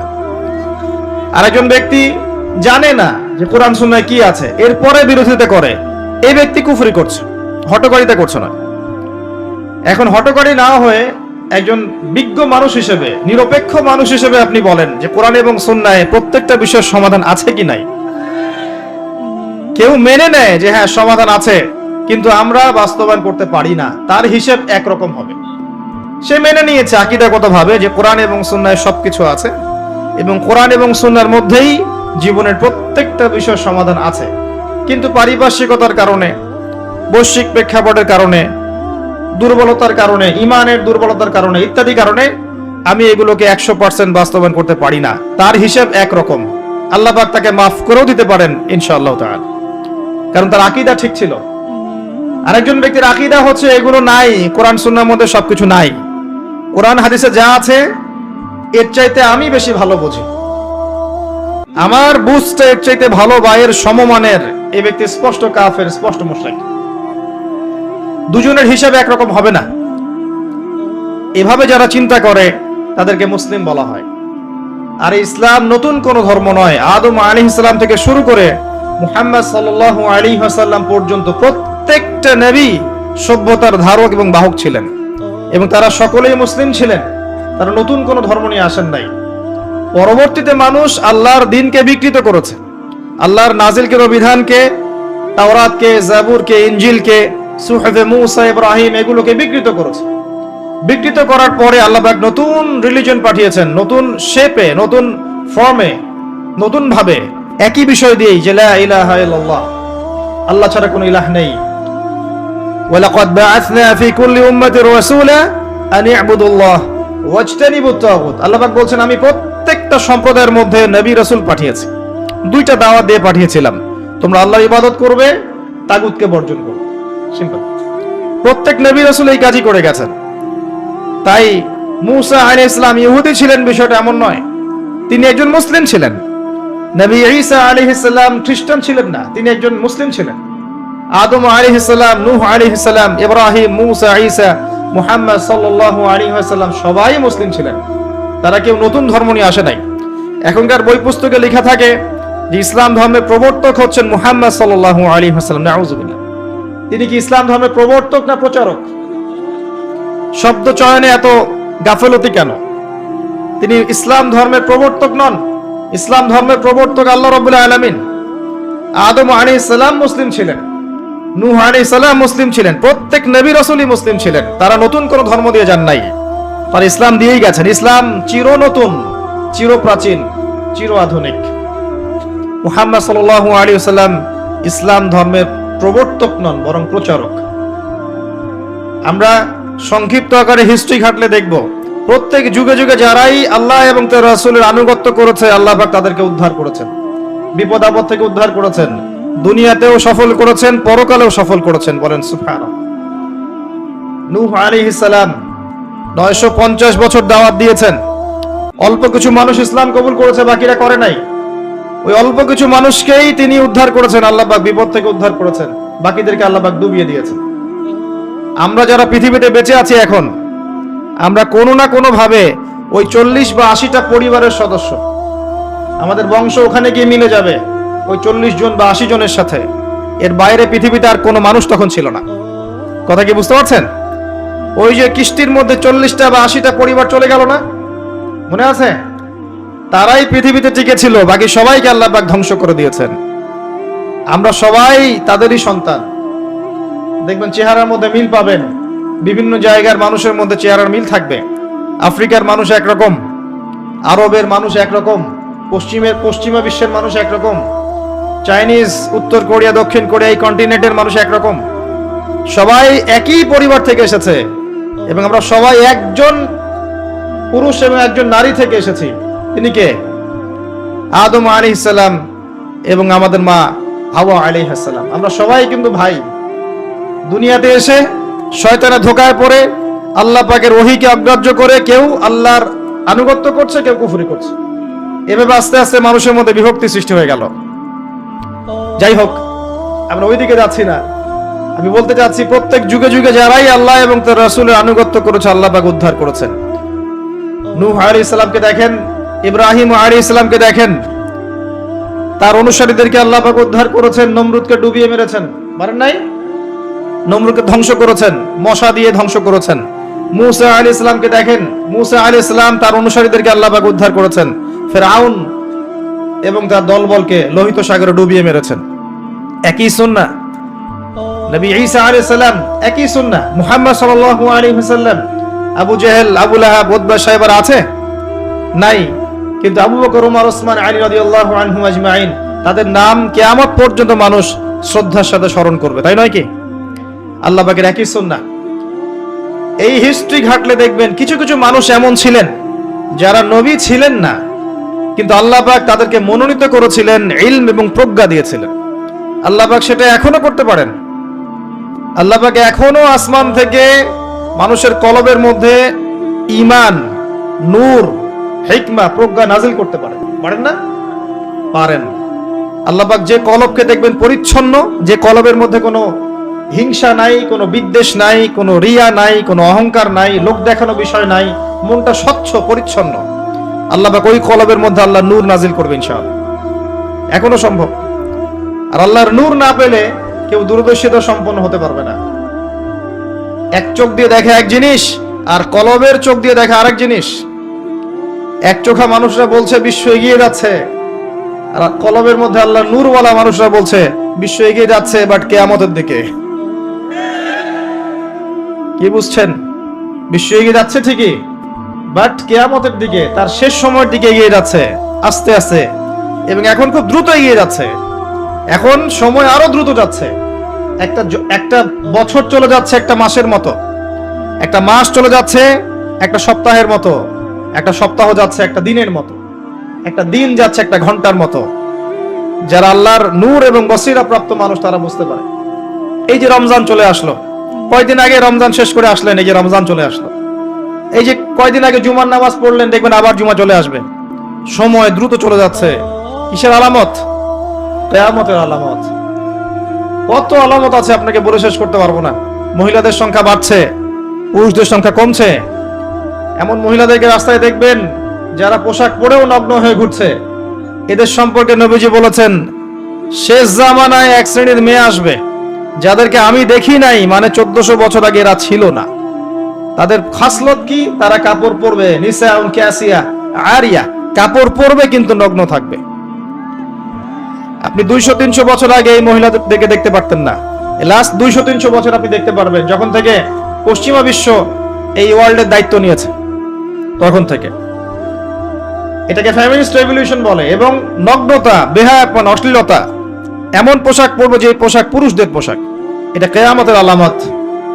নবীজি বলেছিলেন যে গরিব মানুষরা, দরিদ্র মানুষ, স্যান্ডেল পরার টাকা নাই, গায়ে জামা পরার টাকা নাই, উঁচু উঁচু অট্টালিকা নির্মাণের প্রতিযোগিতা করবে। এটা আখিরুজ জামান বা শেষ জামানের আলামত। দেখে নেন বিগত 200-300 বছর এগুলো ছিল কিনা। বিশাল বিশাল সাইন এগুলো প্রকাশ পাচ্ছে ডে বাই ডে। মানুষ সুদ খাবে, একজন ব্যক্তি সুদ থেকে দূরে থাকতে চাইবে, তার গায়েও সুদের ছিটাফোঁটা গিয়ে লাগবে। এটা সেই যুগ। আপনি পারবেন না বাঁচতে সুদ থেকে। দাড়ি টুপি নিয়েও খেতে হচ্ছে, কিচ্ছু করার নাই, কারণ সব সিস্টেমই সুদ ভিত্তিক। হয় খাচ্ছেন, না হলে দিচ্ছেন, না হলে সাক্ষী থাকছেন, না হলে লিখে রাখছেন, কিছু না কিছু করছেন। মানুষ মাদক খাবে, মাদককে হালাল মনে করে খাবে। মানুষ জেনা করবে, জেনাকে হালাল মনে করবে, হারাম মনে করবে। মানুষ হত্যা করবে, যাকে হত্যা করবে সে জানবে না কেন হত্যা করছে। আর যে মারা যাবে সেও বুঝবে না কি জন্য আমাকে মারলো। পিতামাতার সাথে দাস দাসীর মতো আচরণ করা হবে, পিতামাতার সাথে দাস দাসীর মতো আচরণ করা হবে। সম্পদের জন্য সন্তান মাকে হত্যা করবে, বাবাকে হত্যা করবে। দুই চোখওয়ালা মানুষরা বুঝতে পারে এগুলো হচ্ছে, দিন দিন বাড়ছে, সময় সংক্ষিপ্ত হয়ে আসছে, আল্লাহ পাকের আযাব গজব বাড়ছে, আসমানি গজব বাড়ছে, জমিনের বালা বাড়ছে, ভূমিকম্প বাড়বে, ডে বাই ডে ভূমিকম্প বাড়বে। এবং তিনটা বড় বড় ভূমিকম্প অপেক্ষা করছে আমাদের সামনে। একটা পৃথিবীর পূর্ব দিকে, একটা পশ্চিম দিকে, আমার ধারণা এটা পশ্চিমা সভ্যতায় হবে, আর একটা হচ্ছে পৃথিবীর মাঝখানে। কিছু মুনাফিককে আল্লাহ পাক ধসিয়ে দিবেন আরবের মধ্যে, আর ওখানেও কিছু মুনাফিক আছে। এটা বুঝতে হলে আপনাকে জিওপলিটিক্স বুঝতে হবে। আরবি দিয়ে কথা বললেই কেউ আমিরুল মুমিনিন হয় না, আরবি দিয়ে কথা বললেই কেউ আমিরুল মুমিনিন হয় না। আব্দুল্লাহ বিন উবাইও আরবি দিয়ে কথা বলতো। তো হত্যা বাড়বে, একটা বড় জিনিস যেটা শেষ জামানায় হবে, এটা আগে হয়নি, এটা বিগত 100 বছর থেকে আমরা দেখছি। নবী মুসা আলাইহিস সালাম যখন এই কথা বলছেন, আল্লাহ পাক ধরে ফেলেছেন। তিনি বলছেন, আমার একজন বান্দা আছে যার নাম খিদর, খিদর আলাইহিস সালাম। খিদর মানে শ্যামল বা সবুজ। তিনি যেখানে বসতেন ওই জায়গাটা সবুজ হয়ে যেত। একটা রুক্ষ জায়গায় তিনি বসলে ওই জায়গা সবুজ হয়ে যেত। তিনি বললেন, খিদর তোমার চেয়ে বেশি জ্ঞানী মানুষ। নবী মুসা আলাইহিস সালাম বলেন, আমি তার সাথে মিট করতে চাই, আমি তার সাথে দেখা করতে চাই, আমি তার কাছে জ্ঞান শিখতে চাই। তিনি এগিয়ে গেলেন জ্ঞান শেখার পথে, একজন সাথীকে সঙ্গে নিলেন, তার নাম ইউশা বিন নূন। এগিয়ে গেলেন, যেতে যেতে তাকে বলে দেওয়া হয়েছিল, এই মাছটা যেখানে গিয়ে জীবিত হয়ে যাবে সেখানেই তুমি তাকে পাবে, যেখানে দুইটা সাগর একসাথে মিলিত হবে সেখানে তুমি তাকে পাবে। নবী মুসা আলাইহিস সালাম ওই জায়গা থেকে আরো দূরে চলে গিয়েছিলেন, এবং যখন তিনি পথটা ভুল করেছেন তখন ক্লান্ত হয়ে পড়েছিলেন। এই জায়গায় গিয়ে আমি বলি যে আপনার জীবনের চলার পথ যদি ভুল হয়, আপনি খুব দ্রুত ক্লান্ত হয়ে যাবেন। আর কি আপনার কথা কি বুঝতে পারেন? আপনার জীবনের চলার পথ যদি ভুল হয়, আল্লাহর পথে না হয়, তাহলে আপনি খুব দ্রুত ক্লান্ত হয়ে পড়বেন। নবী মুসা আলাইহিস সালাম যখন বুঝতে পারলেন পথ ভুল হয়েছে, আবার ফিরে আসলেন, এসে দেখলেন পাথরের উপরে, শিলাখণ্ডের উপরে সেই ব্যক্তি বসে আছেন, তার নাম খিদর আলাইহিস সালাম। যে পৃথিবীর সবচেয়ে জ্ঞানী মানুষ, তার চরিত্র হওয়া দরকার ওই শিলার মতো, এটার একটা নিদর্শন। তিনি পাথরের উপর বসেছিলেন। খিদর আলাইহিস সালাম, নবী মুসা আলাইহিস সালাম বললেন, আমি আপনার কাছে জ্ঞান শিখতে চাই, আমি শুনেছি আপনাকে আল্লাহর পক্ষ থেকে জ্ঞান দেওয়া হয়েছে। তিনি কিন্তু নবী নন। আমি বোঝাতে চাচ্ছি যে নবী না হয়েও জ্ঞানী হওয়া যায়, আল্লাহর পক্ষ থেকে জ্ঞান আসতে পারে যদি আপনার কলবে কি থাকে, নূর থাকে, স্বচ্ছতা থাকে, এবং আপনি বেশি বেশি আল্লাহর জিকির করেন, আল্লাহকে ডাকেন, আপনি আল্লাহর মারিফত অর্জন করতে পারেন, মনের মধ্যে হিংসা থাকে না, বিদ্বেষ থাকে না, অহংকার থাকে না, আল্লাহর নূর আসতে পারে। এই যুগেও সম্ভব ইনশাআল্লাহ তাআলা। হাল আত্তাবিউকা আলা আন তুআল্লিমানি মিম্মা উল্লিমতা রুশদা। মুসা আলাইহিস সালাম বলছেন, আমি কি আপনার সাথে সফর সঙ্গী হতে পারি, এই শর্তে যে আপনি আমাকে জ্ঞান শেখাবেন, যেই জ্ঞান আল্লাহ আপনাকে শিখিয়েছেন। এবার খিদর আলাইহিস সালাম বলছেন, ইন্নাকা লা তাস্তাতিআ মাইয়া সাবরা, তুমি তো আমার সাথে ধৈর্য ধরতে পারবে না। সুবহানাল্লাহ, একজন নবীকে বলছেন, একজন নবীকে একজন মানুষ বলছেন, তুমি তো আমার সাথে ধৈর্য ধরতে পারবে না। আপনি মনে করেন একটা স্কুলের টিচার 100টা বাচ্চাকে পড়াচ্ছেন, পরীক্ষার আগে আপনি বলে দিলেন যে 1 বছর আমি তোমাদেরকে পড়িয়েছি, তুমি অমুক আব্দুল্লাহ ফার্স্ট হতে পারো, আর তুমি আব্দুর রহমান তুমি ফার্স্ট হতে পারবে না, তুমি হবে লাস্ট। আপনার অভিজ্ঞতা, আপনি 1 বছর পড়িয়েছেন, আপনি দেখলেন রেজাল্ট ঠিক তাই হলো, আব্দুল্লাহ ফার্স্ট হয়েছে, আব্দুর রহমান লাস্ট হয়েছে। এর মানে কি এই টিচার গায়েব জানে? গায়েব জানে? তার ইলম, তার প্রজ্ঞা, তার অভিজ্ঞতা। নবী মুসা আলাইহিস সালামকে বলছেন তিনি, খিদর আলাইহিস সালাম, ইন্নাকা লান তাস্তাতিআ মাইয়া সাবরা, তুমি আমার সাথে ধৈর্য ধরতে পারবে না। মানে গল্পের শেষে আপনি গিয়ে দেখবেন তিনি আসলেই ধৈর্য ধরতে পারেন নাই। তো মুসা আলাইহিস সালাম বলেন, ইনশাআল্লাহ আমি ধৈর্য ধরব, আমি ধৈর্য ধরব ইনশাআল্লাহ, এবং আমি আপনার কাজে কোনো বিঘ্ন সৃষ্টি করব না। আচ্ছা ঠিক আছে, চলো। গল্প অনেক বড়, আমি সংক্ষেপে বলছি। 3টা ঘটনা ঘটেছে। একবার নৌকা ফুটা করে দিয়েছেন খিদর আলাইহিস সালাম, দ্বিতীয়বার একজন বালককে হত্যা করেছেন, আর তৃতীয়বার একটা দেয়ালকে নির্মাণ করেছেন, দেয়ালটা পড়ে গিয়েছিল, কোনো পারিশ্রমিক নেননি, ফ্রি অফ কস্ট দেয়াল নির্মাণ করেছেন। নবী মুসা আলাইহিস সালাম প্রত্যেকবার বলছেন যে আপনি এই কাজটা কেন করলেন, আপনি এই কাজটা কেন করলেন, বারবার জিজ্ঞাসা করছেন, ইন্টারফেয়ার করছেন।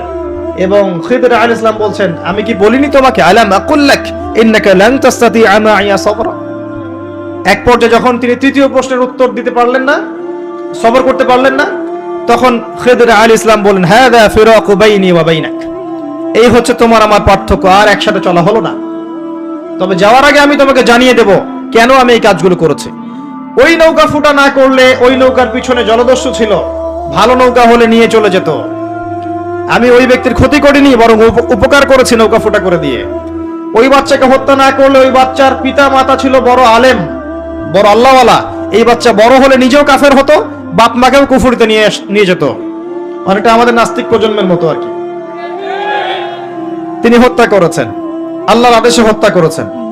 আর ওই যে দেয়াল নির্মাণ করেছি, এই দেয়ালের নিচে ছিল 2 জন এতিম বালকের রেখে যাওয়া পৈতৃক সম্পত্তি। তার বাবা মা রেখে গিয়েছিল সোনার কয়েন, রূপার কয়েন, এইগুলো মাটির নিচে ছিল। তারা বড় হয়ে যেন এটা পায়, অন্য কেউ সিজ করতে না পারে, এই জন্য আমি এখানে দেয়াল নির্মাণ করেছি, কোনো পারিশ্রমিক নেই নাই। বাই দ্য ওয়ে, সোনার কয়েন আর রূপার কয়েনের কথা কোরআনে আছে, দিনার আর দিরহামের কথা কোরআনে আছে, যদিও বিশ্ব ব্যবস্থায় নাই। বিশ্ব ব্যবস্থার IMF নামে একটা সংগঠন আছে, ইন্টারন্যাশনাল মনিটারি ফান্ড, তারা আইন করে সোনার কয়েন আর রূপার কয়েনকে হারাম করে দিয়েছে। আপনি কি সেটা জানেন যে পশ্চিমারা সোনার কয়েন আর রূপার কয়েনটাকে হারাম করেছে অর্থনীতি থেকে? Ban, totally ban. তাদের আর্টিকেলস অফ চার্টারের মধ্যে আছে, লিখা আছে যে এই বিশ্ব বাজার থেকে সোনার কয়েন রূপার কয়েনকে ব্যান করে দেওয়া হবে। কেউ যদি আল্লাহর হালালকে হারাম করে তাকে আমরা কি বলতে পারি? কেউ যদি আল্লাহর হারামকে হালাল করে আর আল্লাহর হালালকে হারাম করে নেয় তাকে আমরা কি বলতে পারি? আরে এই পাপটার নাম কি? সূরা তাওবার 31 নম্বর আয়াত অনুযায়ী এই পাপটাকে বলা হয় শিরক। জি, সূরা তাওবার 31 নম্বর আয়াত অনুযায়ী এই পাপটাকে বলা হয় শিরক। কে অধিকার দিল মানুষকে আল্লাহর হালালকে হারাম করার? একটা কয়েনের মধ্যে ইন্ট্রিনসিক ভ্যালু থাকে, অন্তর্নিহিত মান থাকে। এখানে যতটুকু সোনা আছে এতটুকুই আছে, এর ইন্ট্রিনসিক ভ্যালু আছে, অন্তর্নিহিত মান আছে। আজীবনে এই মান কমে যাবে না ইনশাআল্লাহ তাআলা, বরং বাড়বে। আপনার কাছে যা দিয়েছে তারা এটা হারাম করার পরে এটার মান দিন দিন বাড়ে না, বরং দিন দিন কমতে পারে। এতে করে আপনি আপনার শ্রম হারাচ্ছেন, শ্রম হারাচ্ছেন। আপনি শ্রম দিয়ে টাকা আর্ন করছেন, সেই কঠোর পরিশ্রমের টাকার মান যখন কমে যায় তখন আপনার শ্রমটাও চলে যায়। কেউ আপনার শ্রমটা চুরি করে খেয়ে ফেলে। শুধু ব্যক্তি পর্যায়ে না, বড় বড় রাষ্ট্রকে তারা দেউলিয়া করতে পারে, করেছে হিস্ট্রিতে। যাই হোক, ওইদিকে আমি যাচ্ছি না। কোরআনে যে দিনার দিরহামের কথা আছে এটা জেনে রাখেন। অ্যাটলিস্ট কিছু করতে পারবেন না আমি জানি, বাট জেনে রাখেন। জানতে দোষ আছে? জানতে কোনো দোষ আছে? কিছু করার নাই, কিন্তু জানতে দোষ আছে? আচ্ছা, জেনে রাখেন। এরপরে নবী মুসা আলাইহিস সালাম 3টা উত্তর পেয়ে গেলেন। এখন এই যে ঘটনাটা আপনাকে বললাম সূরা কাহফের মধ্যে আছে, এখানে খিদর আলাইহিস সালাম কি এক চোখ দিয়ে দেখেছেন না 2 চোখ দিয়ে দেখেছেন? নবী মুসা আলাইহিস সালাম বাইরের চোখ দিয়ে দেখছেন, এটা কেন করলেন, এটা কেন করলেন, এটা কেন করলেন। এর পিছনের কারণটা কিন্তু তিনি ধরতে পারেন নাই। নবী হয়েও ধরতে পেরেছেন কে? খিদর আলাইহিস সালাম। তার মানে আল্লাহর পক্ষ থেকে জ্ঞান যখন আপনার কাছে আসবে, আপনার কলবে আল্লাহ নূর আসবে, হিকমা এবং প্রজ্ঞা আসবে, আপনি অনেক দূর পর্যন্ত দেখতে পারবেন ইনশাআল্লাহ তাআলা, যেটা সাধারণ মানুষ পারবে না। আল্লাহ পাক এমন আরেকজন ব্যক্তির কথা বলেছেন, এই যে যেটা আমি তেলাওয়াত করেছিলাম, ওয়াইজ ক্বালা ওয়ালাকাদ আতাইনা লুকমানাল হিকমা আন ইশকুরু লিল্লাহ। আমি লুকমানকেও হিকমা দিয়েছিলাম। সুবহানাল্লাহ। লুকমান আলাইহিস সালাম হয়তো নবী ছিলেন না, আল্লাহ বলছেন আমি লুকমান হাকিমকে আমি হিকমা দিয়েছি, প্রজ্ঞা দিয়েছি। 3 জন ব্যক্তির জন্য জান্নাতের একটা সুসংবাদ আছে, জান্নাতে বড় মর্যাদা আছে। 3 জনই হচ্ছেন কালো বর্ণের, আফ্রিকান কন্টিনেন্টের মানুষ। কালো বর্ণের, হয়তো চেহারা সুন্দর না, কালো কুৎসিত চেহারা মতো। কুৎসিত বলতে আমি বুঝাচ্ছি না যে বিভৎস, আমি বুঝাচ্ছি যে কালো, যেটাকে আমরা মনে করি যে কুৎসিত চেহারা। আসলে তো মানুষ কুৎসিত নয়। মানুষ কি কুৎসিত হয়? কালোর মধ্যে সৌন্দর্য আছে না? নর্মাল যে ভাষা ব্যবহার করে সেই ভাষায় বললাম যে 3 জন কালো বর্ণের মানুষের জন্য জান্নাতের সুসংবাদ আছে। যারা কালো ছিলেন, আফ্রিকার মানুষ ছিলেন, ইথিওপিয়া ইরিত্রিয়ার মানুষ ছিলেন। তাদের একজনের নাম হচ্ছে বেলাল আল হাবাশি রাদিয়াল্লাহু আনহু, যাকে উমাইয়া বিন খালাফ মক্কায় শুইয়ে বুকের উপর পাথর চাপা দিয়েছিল না, আর তিনি বলতেন আহাদুন আহাদ, তাকে শুইয়ে দেওয়া হয়েছে এবং বলা হচ্ছে বলো লাত এবং উজ্জার নামে কসম করো। কিচ্ছু করতে হবে না, ইসলামকে অস্বীকারও করতে হবে না, খালি লাত এবং উজ্জার নামে কসম করো। সে বলছে আহাদুন আহাদ, যিনি এক তিনি এক, যিনি এক তিনি একক। অত্যাচার করা হচ্ছে, নির্যাতন করা হচ্ছে, তিনি একটা কথাই বলছেন আহাদুন আহাদ, যিনি এক তিনি এক। আল্লাহ পাকের কাছে এত ভালো লেগেছে এই কথাটা, আল্লাহ সূরা নাজিল করেছেন কুল হুয়াল্লাহু আহাদ, বলুন তিনি আল্লাহ এক। সুবহানাল্লাহ। বেলাল রাদিয়াল্লাহু আনহুকে যেই মক্কায় নির্যাতন করা হয়েছে, ওই মক্কায় মক্কা বিজয়ের দিন তিনি কাবা ঘরের ছাদে উঠে আজান দিয়েছেন। সুবহানাল্লাহ। আল্লাহ পাক এইভাবে দিন পরিবর্তন করে দেন। আল্লাহ পাক দিন সবসময় একরকম রাখেন না। আজকে যাকে নির্যাতন করা হচ্ছে, নিপীড়ন করা হচ্ছে, যদি সে হকপন্থী হয়ে থাকে, দেখবেন আল্লাহ পাক তাকে ওই জায়গায় সম্মানিত করে দিবেন ইনশাআল্লাহ। এটা আল্লাহর সুন্নাহ, আল্লাহ পাক করেছেন হিস্ট্রিতে যুগে যুগে। আরেকজন হচ্ছেন বাদশা নাজাশী। এটাকে যার রাষ্ট্রে মুসলিমরা আশ্রয় নিয়েছিল হিজরত করে, আবিসিনিয়ার বাদশা নাজাশী, মনে আছে? সিরাত পড়েছেন? আচ্ছা। আরেকজন হচ্ছে লুকমান হাকিম আলাইহিস সালাম, তার উপরেও জান্নাতের বড় মর্যাদা আছে। তাকে অপশন দেয়া হয়েছিল নবুয়ত নিবেন নাকি প্রজ্ঞা নিবেন। তিনি নবুয়তের দায়িত্বটাকে ভারী মনে করেছেন এবং প্রজ্ঞাটাকে সহজ মনে করেছেন, এবং প্রজ্ঞাটাকে তিনি বেশি বেশি নেয়ার জন্য আল্লাহর কাছে দোয়া করেছেন। আল্লাহ রাব্বুল আলামিন তাকে প্রজ্ঞা নাজিল করেছেন, প্রজ্ঞা দিয়েছেন। আসেন তিনি কি বলছেন এবং একজন প্রজ্ঞাবান মানুষের আচরণ কেমন হওয়া উচিত। তিনি আল্লাহ পাক বলছেন ওয়ালাকাদ আতাইনা লুকমানাল হিকমা, আমি লোকমানকে হিকমা এবং প্রজ্ঞা দিয়েছি, আমার পক্ষ থেকে জ্ঞান শিক্ষা দিয়েছি।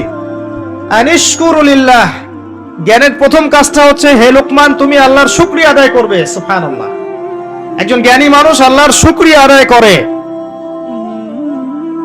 ওয়া মান ইয়াশকুর ফাইন্নামা ইয়াশকুরু লিনাফসি, যে ব্যক্তি আল্লাহর শুকরিয়া আদায় করে সে নিজের নফসের ভালোর জন্যই সেটা করে। আল্লাহ পাক অন্য আয়াতে বলেছেন লা ইন শাকারতুম লা আযীদান্নাকুম, যদি তোমরা আল্লাহর শুকরিয়া আদায় করো আমি তোমাদের প্রতি আমার নেয়ামতকে কি করব? বাড়িয়ে দেব। ওয়ালা ইন কাফারতুম, যদি তোমরা কুফরি করো ইন্না আযাবি লাশাদীদ, আমার আযাব বড়ই কঠিন, বড়ই কঠিন। আমাদের উচিত দিনে কমপক্ষে 100 বার করে হলেও আলহামদুলিল্লাহ পড়া যাবে? যে কোনো অবস্থাতে আলহামদুলিল্লাহ, আলহামদুলিল্লাহ। ভাই কেমন আছেন? আলহামদুলিল্লাহ। ভাই পরিবার কেমন আছে? আলহামদুলিল্লাহ। ভাই চাকরি কেমন আছে, চলছে কেমন? আলহামদুলিল্লাহ। ব্যবসা কেমন? আলহামদুলিল্লাহ। এটা হচ্ছে সেই বান্দা নিদর্শন যার মনের মধ্যে আল্লাহর প্রতি ভক্তি শ্রদ্ধা আছে, যার মনের মধ্যে আল্লাহর নূর আছে। তার নিদর্শন হচ্ছে সে সব সময় শুকরিয়া আদায় করবে। একটা এক্সাম্পল দিচ্ছি, দেখেন ইব্রাহিম আলাইহিস সালাম ওই প্যালেস্টাইনে থাকতেন, আর এই যে এইখানে মক্কায় তার একজন স্ত্রী হাজারা আলাইহিস সালাম, ওইখানে একজন স্ত্রী সারা আলাইহিস সালাম। মনে আছে ঘটনা? আচ্ছা, তিনি আসলেন বাসায়, দরজায় নক করছেন যে বাসায় কে আছে। দরজার পিছন থেকে বলা হচ্ছে যে আমি। তিনি বলছেন ইসমাইল কোথায়? তখন আওয়াজ আসছে ইসমাইল শিকার করতে গেছে। তারপরে তাকে বলা হচ্ছে তোমরা কেমন আছো, স্বামী স্ত্রী তোমরা কেমন আছো? তো স্ত্রী জবাব দিচ্ছে আমরা ভালো নাই, আমাদের ঘরে অনেক অভাব, আমাদের অনেকের স্ত্রীর মতো। আছে না এরকম? সারা জীবন করে যাবেন, একটা কথাই শুনবেন শেষ বয়সে গিয়ে, জীবনে কিছুই পাইলাম না তোমার কাছে। নিজের মাথার ঘাম পায়ে ফেলে করতেই থাকবেন, করতেই থাকবেন, করতেই থাকবেন, করতেই থাকবেন, কিন্তু আপনি শুনতেই থাকবেন, শুনতেই থাকবেন, কিছুই করলাম না, কিছুই পাইলাম না, কিছুই পাইলাম না। অমুক ভাবি কত ভালো আছে, অমুক কত ভালো আছে, অমুকের এত আছে, অমুকের তত আছে। সুবহানাল্লাহ। এটা আমাদেরই দোষ, কারণ বিয়ে করার সময় যারা দিনদারিতা না দেখে শ্বশুরের সম্পত্তি দেখবেন, সৌন্দর্যকে বেশি প্রাধান্য দিবেন, নিজের হারাম প্রেমকে বেশি প্রাধান্য দিবেন, নিজের ওই বংশ মর্যাদা ইত্যাদি ইত্যাদিকে বেশি প্রাধান্য দিবেন, তখন তো আফসোস করতেই হবে, কিছু করার নেই।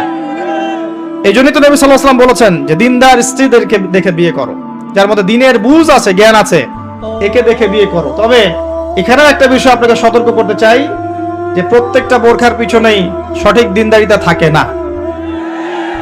অতএব এটা দেখেও ধোঁকা খাওয়ার কিছু নাই। দিনদারিতা আল্লাহর সাথে বান্দার মনের ব্যাপার। দিনের বেসিক কিছু প্রশ্নের মাধ্যমে আপনি তার উত্তর পেতে পারেন। দিনের বেসিক কিছু বুঝ আচরণ দেখে আপনি তার উত্তর পেতে পারেন। তার তাকওয়া দেখে আপনি উত্তর পেতে পারেন। একজন আমিরুল মুমিনিন খলিফা, তিনি রাত্রেবেলা জনগণের অভাব অনটন দেখেন। একদিন দেখতে দেখতে রাতে ক্লান্ত হয়ে পড়লেন, একটা দেয়ালের আড়ালে তিনি দাঁড়িয়ে বিশ্রাম নিচ্ছেন, বসে পড়েছেন। দেয়ালের পিছন থেকে তিনি আওয়াজ শুনছেন, মা আর মেয়ে কথাবার্তা বলছে। মা বলছে দুধে পানি মিশাও, আর মেয়ে বলছে যে ইত্তাকিল্লাহ, হে মা আল্লাহকে ভয় করো। তার মা বলছে এখানে তো ওমর নাই, ওমরের প্রশাসন নাই, ভয়ের কি আছে, মিশাও, পানি মিশাও। তখন এই মেয়ে বলছে ওমর নাই তো কি হয়েছে, ওমর রব আল্লাহ তো জীবিত আছেন, তিনি দেখছেন।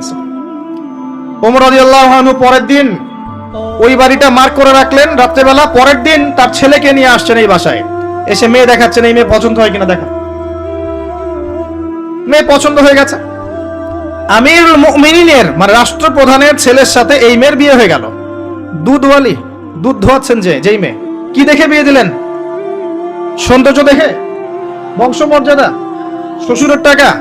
যৌতুক? এই কাজ যদি আমরা করতে না পারি, সংসারে শান্তি আসবে না, তখন কিছু করার থাকবে না ভাই। কারণ এই ফিতনা একবার ঢুকে গেলে জীবনটা ম্যাসাকার। এগুলো ডিল করতেই দিন অনেক চলে যাবে। দিনের ফিকির পরে দেখবেন পরিবার সামলাতেই সময় শেষ, দিন শেষ। মানসিকভাবে যদি আপনি ফ্রেশ না থাকেন, ভালো না থাকেন, সাউন্ড না থাকেন, আপনি দিনের জন্য কিন্তু কিছু করতে পারবেন না। আর পরিবারে যদি নেককার স্ত্রী না থাকে, আপনি মানসিকভাবে ভালো থাকবেন না, এটা প্র্যাকটিক্যাল কথা। তো ওই যে স্ত্রী বলছে আমরা ভালো নাই, ইসমাইল স্বীকার করতে গেছে আমরা ভালো নাই, একবেলা খাই একবেলা খেতে পারি না, ভালো নাই। ইব্রাহিম আলাইহিস সালাম বলছেন ঠিক আছে, ইসমাইল বাসায় আসলে ওকে বলো যে তার বাবা এসেছিল, আর তাকে বলো যে ঘরের চৌকাঠটা যেন পরিবর্তন করে। কথা কি বুঝতে পারছেন? ইসমাইল আলাইহিস সালাম আসলেন, একজন বৃদ্ধা লোক এসেছিল বাসায়, তোমার বাবা পরিচয় দিয়েছে। কি বলেছে? বলেছে যে ঘরের দরজা যেন পরিবর্তন করি। তখন তিনি বলছে তুমি কি এমন বলেছিলে যে যার কারণে এই কথাটা বলেছে?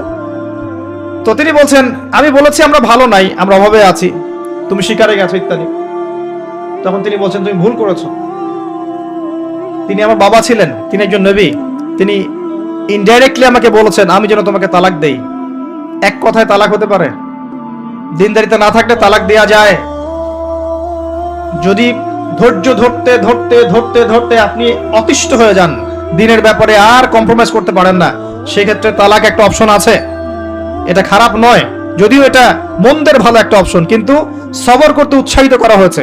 সবর করতে করতে করতে করতে যদি ভিতরটা পরিবর্তন না হয়, এরকম আল্লাহর প্রতি অকৃতজ্ঞ মানুষকে নিয়ে আপনি সারা জীবন চলতে পারবেন না। দিনের পথে চলতে গিয়ে যারা প্রতিবন্ধকতা স্বীকার করে, তাদেরকে নিয়ে আপনি আল্লাহর পথে দাওয়াত এবং মুজাহাদ আর মেহনত করতে পারবেন না। এই জায়গায় গিয়ে অনেক সময় এক্সট্রিম ডিসিশন নিতে হতে পারে। এটা ইসলাম কিন্তু অপশন রেখেছে আপনার জন্য, আমি উৎসাহিত করছি না, অপশন রেখেছে। এরপরে আবার তিনি আসলেন অনেক বছর পর, এসে আবার নক করলেন যে আসসালামু আলাইকুম। ওয়ালাইকুম সালাম। ইসমাইল কোথায়? শিকার করতে গেছে। তোমরা কেমন আছো? আলহামদুলিল্লাহ আমরা অনেক ভালো আছি। ঠিক আছে, ইসমাইল বাসায় আসলে তাকে বলো ঘরের চৌকাঠটা যেন যত্ন করে আদর করে মহব্বত করে রাখে। কথা বুঝতে পারছেন? এবার ইসমাইল আলাইহিস সালাম আসলেন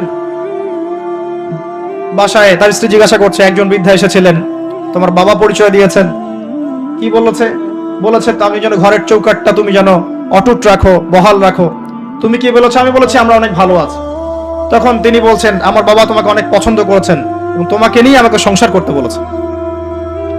এই হলো অবস্থা। শুকরিয়া আদায় যারা করতে পারবে না, তাদেরকে নিয়ে চলা মুশকিল। লুকমান হাকিম, যাকে প্রজ্ঞা দেয়া হয়েছে, তাকেও আল্লাহ পাক আদেশ করছেন তুমি আল্লাহর শুকরিয়া আদায় করো। যে ব্যক্তি আল্লাহর শুকরিয়া আদায় করে, কৃতজ্ঞতা প্রকাশ করে, যে কোনো হালতেই বলতে পারে আল্লাহ আলহামদুলিল্লাহ আমি ভালো আছি। এবং আল্লাহ রাসূল সাল্লাল্লাহু আলাইহি ওয়াসাল্লাম বলেছেন কখনো উঁচু স্তরের লোকদের দিকে তাকাবে না। যার উঁচু বাড়ি আছে, তোমার চেয়ে উঁচু বাড়ি আছে, তোমার চেয়ে বড় গাড়ি আছে, তোমার চেয়ে বেশি টাকা আর্ন করে, ওদের দিকে দেখবে না, ওদের দিকে চোখ দিও না, বরং তোমার চেয়ে নিচে যারা আছে, দরিদ্র যারা, তোমার চেয়ে যারা দরিদ্র, ওদের দিকে তাকাও। তাহলে তুমি আল্লাহর নিয়ামতের শুকরিয়া আদায় করতে পারবে ইনশাআল্লাহ। আমরা যদি হসপিটালে যাই শুকরিয়া আদায় করতে পারবো না? যে যে হাজার হাজার মানুষ শুয়ে আছে, কারো ক্যান্সার, কারো ডায়াবেটিস, কারো অমুক, কারো তমুক, কারো অ্যাক্সিডেন্ট, কারো এইটা সেইটা, কারো ব্রেন টিউমার, কারো হার্টের সমস্যা, কত সমস্যা, কেউ হাঁটতে পারে না, কেউ বসতে পারে না, কেউ শুইতে পারে না, কেউ শুইলে ঘুমাতে পারে না। আমরা ভালো আছি না? আলহামদুলিল্লাহ, কৃতজ্ঞতা। যখন আপনি আপনার চেয়ে বিপন্ন কোনো মানুষকে দেখবেন, দেখে যদি এই দোয়াটা পড়েন, আলহামদুলিল্লাহিল্লাযী আফানি মিম্মা ইবতালাকা বিহি ওয়া ফাদ্দালানি আলা কাসীরিন মিম্মান খালাকা তাফদীলা, আল্লাহর শুকরিয়া আদায় করছি যে আল্লাহ তোমাকে যে বিষয় দিয়ে পরীক্ষা করেছেন আমাকে তার থেকে নিরাপদ রেখেছেন, এবং হাজার মানুষের চাইতে আল্লাহ পাক আমাকে উত্তম জায়গায় রেখেছেন, ভালো রেখেছেন। এই দোয়াটা যে ব্যক্তি পড়বে ওই বিপদ তাকে স্পর্শ করবে না ইনশাআল্লাহ। এভাবে আপনি আল্লাহর শুকরিয়া আদায় করতে পারেন। আর আল্লাহ পাকের শুকরিয়া আদায় করার সবচাইতে বড় নিদর্শন হচ্ছে আপনি আল্লাহর আদেশ নিষেধ মেনে চলছেন কিনা। যে ব্যক্তি আল্লাহর আদেশ এবং নিষেধকে মেনে চলছে এই ব্যক্তি প্রকৃতপক্ষে আল্লাহ শুকরিয়া আদায় করছে, তাই নয় কি? খালি মুখে যদি বলি আমি আল্লাহ শুকরিয়া আদায় করি, নামাজ নাই, সওম নাই, যাকাত নাই, কিচ্ছু নাই, মুখে মুখে বলছি আমি আল্লাহকে অনেক ভালোবাসি, এই ভালোবাসার দাম আছে? আল্লাহ পাক কি বলেছেন? যে তোমরা যদি আল্লাহর ভালোবাসা পেতে চাও, কুল ইন কুনতুম তুহিব্বুনাল্লাহ ফাত্তাবিউনি, আমার অনুসরণ করো। কার অনুসরণ? মুহাম্মদ সাল্লাল্লাহু আলাইহি ওয়াসাল্লামের অনুসরণ করো, তার সুন্নাহ মাফিক জীবন করো। ইনশাআল্লাহ আল্লাহ পাক তোমাদেরকে মাফ করে দিবেন, আল্লাহও তোমাদেরকে ভালোবাসবেন ইনশাআল্লাহ। লুকমান আলাইহিস সালামকে আমি আলাইহিস সালাম বলছি এই অর্থে তার উপর শান্তি বর্ষিত হোক, এই অর্থে বলছি। এরপর পরের আয়াতে লুকমান আলাইহিস সালাম, লুকমান হাকিম, তিনি বলছেন ওয়াইজ ক্বালা লুকমান লিবনিহি, তার সাথে তার সন্তানের একটা কনভারসেশন হচ্ছে। এটা ভালো করে শোনেন, তার সাথে তার সন্তানের একটা কনভারসেশন হচ্ছে। তিনি তার সন্তানকে কিছু নসিহত করছেন, ওয়াজ করছেন, যেই নসিহতগুলো আল্লাহ পাকের কাছে এত ভালো লেগেছে, আল্লাহ পাক কুরআনুল কারীমের মতো কিতাবে সেটাকে নিয়ে এসেছেন। কিয়ামত পর্যন্ত এটা থাকবে ইনশাআল্লাহ। কিয়ামত পর্যন্ত একজন বাবা একজন ছেলের এই কনভারসেশন থাকবে ইনশাআল্লাহ। আমরা তো মনে করি সন্তানকে মানুষ করবে তার মা, এখানে আমরা দেখছি সন্তানকে নসিহত করছেন তার বাবা। আমরা ইউসুফ আলাইহিস সালামের ক্ষেত্রেও সেটাই দেখেছি যে সন্তানকে নসিহত করছেন তার বাবা। আমরা কোরআন ঘাটলে দেখি যে বাবা সন্তানকে নসিহত করেন, মা নসিহত কম করেন। জি, ইব্রাহিম আলাইহিস সালাম কথা বলছেন তার সন্তানের সাথে, ইউসুফ আলাইহিস সালামের সাথে তার বাবা কথা বলছেন, লুকমান আলাইহিস সালামের সাথে তার সন্তান কথোপকথন হচ্ছে। তাহলে কোরআন দেখাচ্ছে বাপ কা বেটা, বাপ যেমন সন্তান তেমন। বাপ হবে সন্তানের রিয়েল গার্ডিয়ান, মা তাকে মানুষ করবে, ইলম, প্রজ্ঞা, বাস্তবতা শেখাবে কে? বাবা। আর আমাদের বাবারা এখন মানি মেকিং মেশিন, তারা খালি টাকা আর্ন করার মেশিন। সকাল 10টায় বেরাবে, আবার রাত 10টায় আসবে। সন্তানের সাথে বাবার কোনো মিল মহব্বত নাই, দেখাশোনাই নাই। এটা ঠিক নয়। সন্তানকে মানুষ করতে হবে বাবাকে, তাকে প্যারেন্টিং শেখাতে হবে। আমাদের বাবাদেরকে প্যারেন্টিং শেখাতে হবে, মাদেরকেও শেখাতে হবে। আসেন আমরা এখান থেকে দেখব কিভাবে তিনি তার সন্তানকে নসিহত করছেন। এই নসিহত শুধু সন্তানের জন্য নয়, প্রত্যেকটা মানুষের জন্যই। আমরা এই নসিহতগুলোর মধ্য দিয়ে আমাদের লেকচারের ইতি টানবো ইনশাআল্লাহ তাআলা। আসুন, ওয়াইজ ক্বালা লুকমান লিবনিহি, যখন লুকমান হাকিম তার সন্তানকে বলেছিলেন, কি বলেছেন? ইয়া বুনাই, আদর করে বলছেন, হে আমার সন্তান, বাবা শোনো, লা তুশরিক বিল্লাহ। প্রথম নসিহত কি? আল্লাহর সাথে শিরিক করো না। লা তুশরিক বিল্লাহ, আল্লাহর সাথে শিরিক করো না। আমরা আমাদের সন্তানকে প্রথম কি শিখাই? Humpty Dumpty sat on a wall. আমরা শিখাই Jack and Jill went up the hill. আমরাও শিখেছি। জ্যাক একটা ছেলের নাম, জিল একটা মেয়ের নাম, ওয়েন্ট আপ দ্য হিল আপনাদের পাহাড়ে চলে গেল, বান্দরবনের পাহাড়ের কোনায় চলে গেল একটা ছেলে একটা মেয়ে। তারপর কোনায় গিয়ে কি করলো সেটা আপনারাই বোঝেন। আমরা ছোটবেলা থেকে বাচ্চাকে শিখাই Jack and Jill went up the hill. কি বুঝলেন? প্রত্যেকটা ক্ষেত্রে সমস্যা। আপনি শরিয়াতে কি শিখাচ্ছেন? আমটি আপনি খাবেন পেরে? কার গাছের আম আপনি পেরে খাবেন? যাত্রার গাছের আম আপনি পেরে খাইতে পারবেন? শুরুতে অজগর আসছে তেরে, সন্তানকে ভয় দেখ, অজগর তেরে আসছে। ওই বাচ্চা অজগরের কি বোঝে? শরিয়তে অজগর আসছে তেরে, ভয়, আগে ভয় শেখানো হচ্ছে। শরিয়তে অজগর আসছে তেরে, ভয়, আপনি ভয় পাচ্ছেন, বাচ্চা ভয় পাচ্ছে। রাত্রে ঘুমের স্বপ্ন দেখবে অজগর তেরে আসছে, হ্যাঁ, আপনি বাচ্চার সাথে যে কথোপকথনগুলো করবেন রাত্রে, সেগুলো সে স্বপ্ন দেখতে পারে। শরিয়াতে আপনি শেখাচ্ছেন আমটি খাবো পরে, কার গাছের আম পেরে খাবেন? গাছ কি আপনার? যার তার গাছের আম পেরে খাবে, সে চুরি করা শিখলো সে। এই তো হচ্ছে এখানে শাব্দিক ভাবে পরিবর্তন না আনতে পারলে, নৈতিকতা না ঢুকাতে পারলে সমস্যা তো। আর কালচার এভাবেই চলছে কেন? কেউ এগুলো নিয়ে মাথা ঘামায় না কেন? সুবহানাল্লাহ, বই পুস্তক এখন টোটালি চেঞ্জ হয়ে যায়, দিন দিন চেঞ্জ হচ্ছে। দেখবেন আগে আমরা অনেকগুলো নজরুলের কবিতা পড়তাম, কবিতা নাই, আস্তে আস্তে আস্তে আস্তে ভ্যানিশ। একটা ভিতর থেকে একটা আদর্শ আপনাকে ইনজেক্ট করা হচ্ছে। কোন আদর্শ সেটা আপনি খুঁজে বের করেন, এবং যে আদর্শটা রাখা উচিত সেটাকে আস্তে আস্তে মাইনাস করা হচ্ছে। কোনটা সেটা আপনি ভাবেন। সন্তানকে বাবা শেখাচ্ছে ইয়া বুনাই লা তুশরিক বিল্লাহ। কোন পরিবারে এই লুকমান আলাইহিস সালামের মতো পিতা সন্তানকে শেখায় ছোটবেলায়, বাবা আল্লাহর সাথে শিরিক করো না? এটা একটা জায়গায় সম্ভব যারা ইসলামিক লাইনে পড়াশোনা করছেন, মাদ্রাসায় পড়াশোনা করছেন।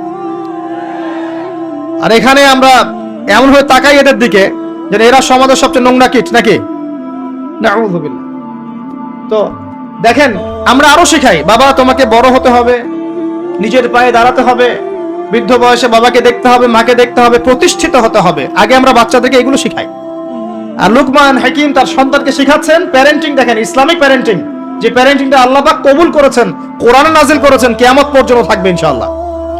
বাবা আল্লাহর সাথে শিরিক করো না। আগে সন্তানকে শেখান শিরিক কি জিনিস, তাওহীদ কি জিনিস। তখন বাবা সন্তান প্রশ্ন করবে বাবা শিরিক কি, তখন আপনি আস্তে আস্তে ওর বুঝ অনুযায়ী ওকে বলবেন। ওর বয়স যদি 5 বছর হয় একটা কথা বলবেন, 10 বছর হলে আরো বেশি বোঝাবেন, 15 হলে আরো বেশি বোঝাবেন। যখন ম্যাচুরিটি যেমন তেমনি বোঝাবেন। যদি ম্যাচুরিটি হয়ে যায় আপনি বোঝাবেন যে বাবা শোনো, শিরিক মোটামুটি 3 রকম হয়ে থাকে। মানুষ কথায় শিরিক করে, কাজে শিরিক করে, এবং মানুষ বিশ্বাসে শিরিক করে। যেমন কেউ যদি মনে করে বাবা যে আল্লাহ বলতে কেউ নাই, তাহলে শিরক হবে। কেউ যদি মনে করে সৃষ্টিকর্তা আল্লাহ নয় অন্য কেউ, তাহলে শিরক হবে। কেউ যদি মনে করে যে আল্লাহ পাশাপাশি আরো সৃষ্টিকর্তা আছে, তাহলে শিরক হবে। সন্তান বুঝবে না, একটা স্কুলের বাচ্চা বুঝবে না, ক্লাস 9-10 এর বাচ্চা বুঝবে না, কলেজের বাচ্চা বুঝবে না, একদম ছোট বাচ্চা কিছুই বোঝে না, ওকে বোঝানো যায় না আল্লাহ তোমাকে সৃষ্টি করেছেন, আল্লাহ ছাড়া কেউ নাই সৃষ্টিকর্তা।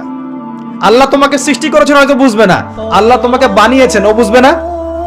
আল্লাহ তোমাকে বানিয়েছেন, এই দেখো বাবা বাড়িটা আমরা বানিয়েছি, তোমার বাড়ি আমাদের বাড়ি আমরা বানিয়েছি, ও বুঝবে না।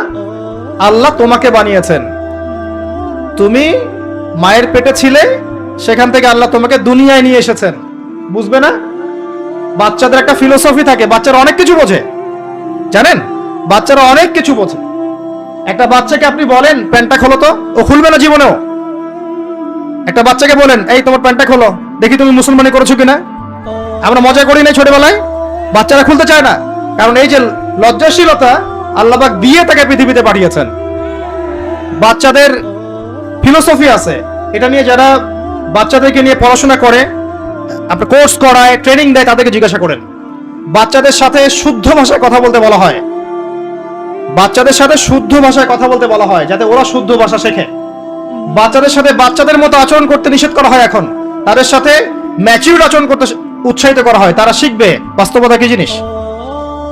বাচ্চাদেরকে বেশি বেশি খেলাধুলা করতে উৎসাহিত করা হয়, খেলার মধ্য দিয়ে নেতৃত্ব দেওয়ার গুণাবলী অর্জন হয়। ওদেরকে মাঠে খেলতে দিতে হয়, বৃষ্টি কাদায় মাখামাখি করতে দিতে হয়, ওরা বুঝবে। গায়ের সাথে যখন মাটি লাগবে, প্রকৃতির সাথে মিশবে, ওরা হৃদয়টা বড় হবে। দেখবেন মুহাম্মদ সাল্লাল্লাহু আলাইহি সাল্লামকে যখন তিনি জন্ম নিয়েছেন, প্রথম 4-5 বছর তাকে ওই আরবের বেদুইনদের কাছে রাখা হয়েছে।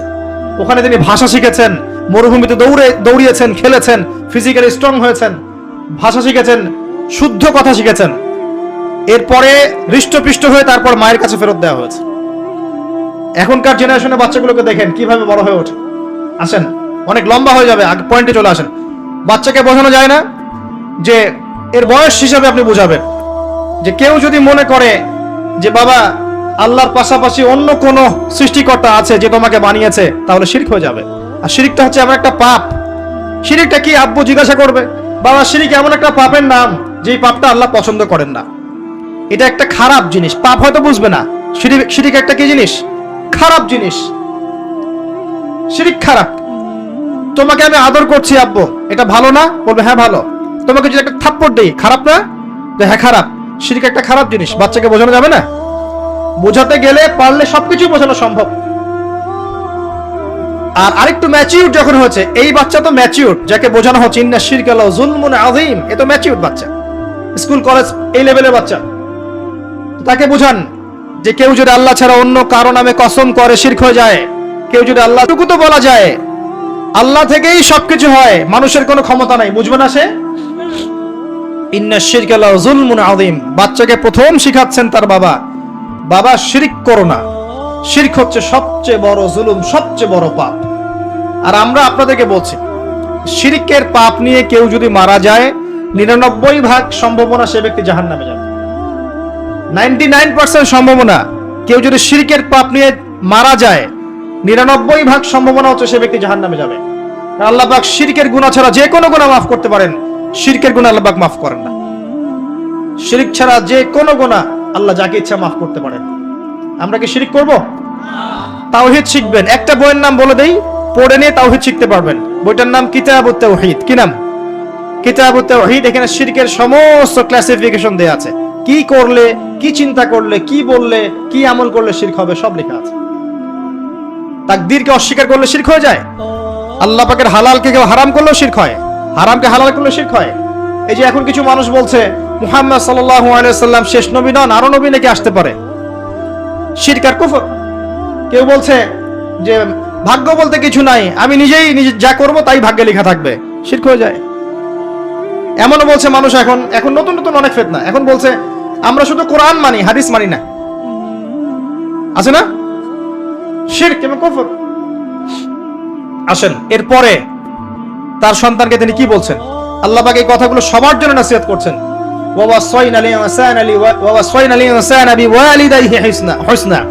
এরপর আল্লাহ পাক বলছেন মানুষকে আদেশ করা হচ্ছে যেন মানুষ তার পিতা মাতার সাথে সুন্দর আচরণ করে।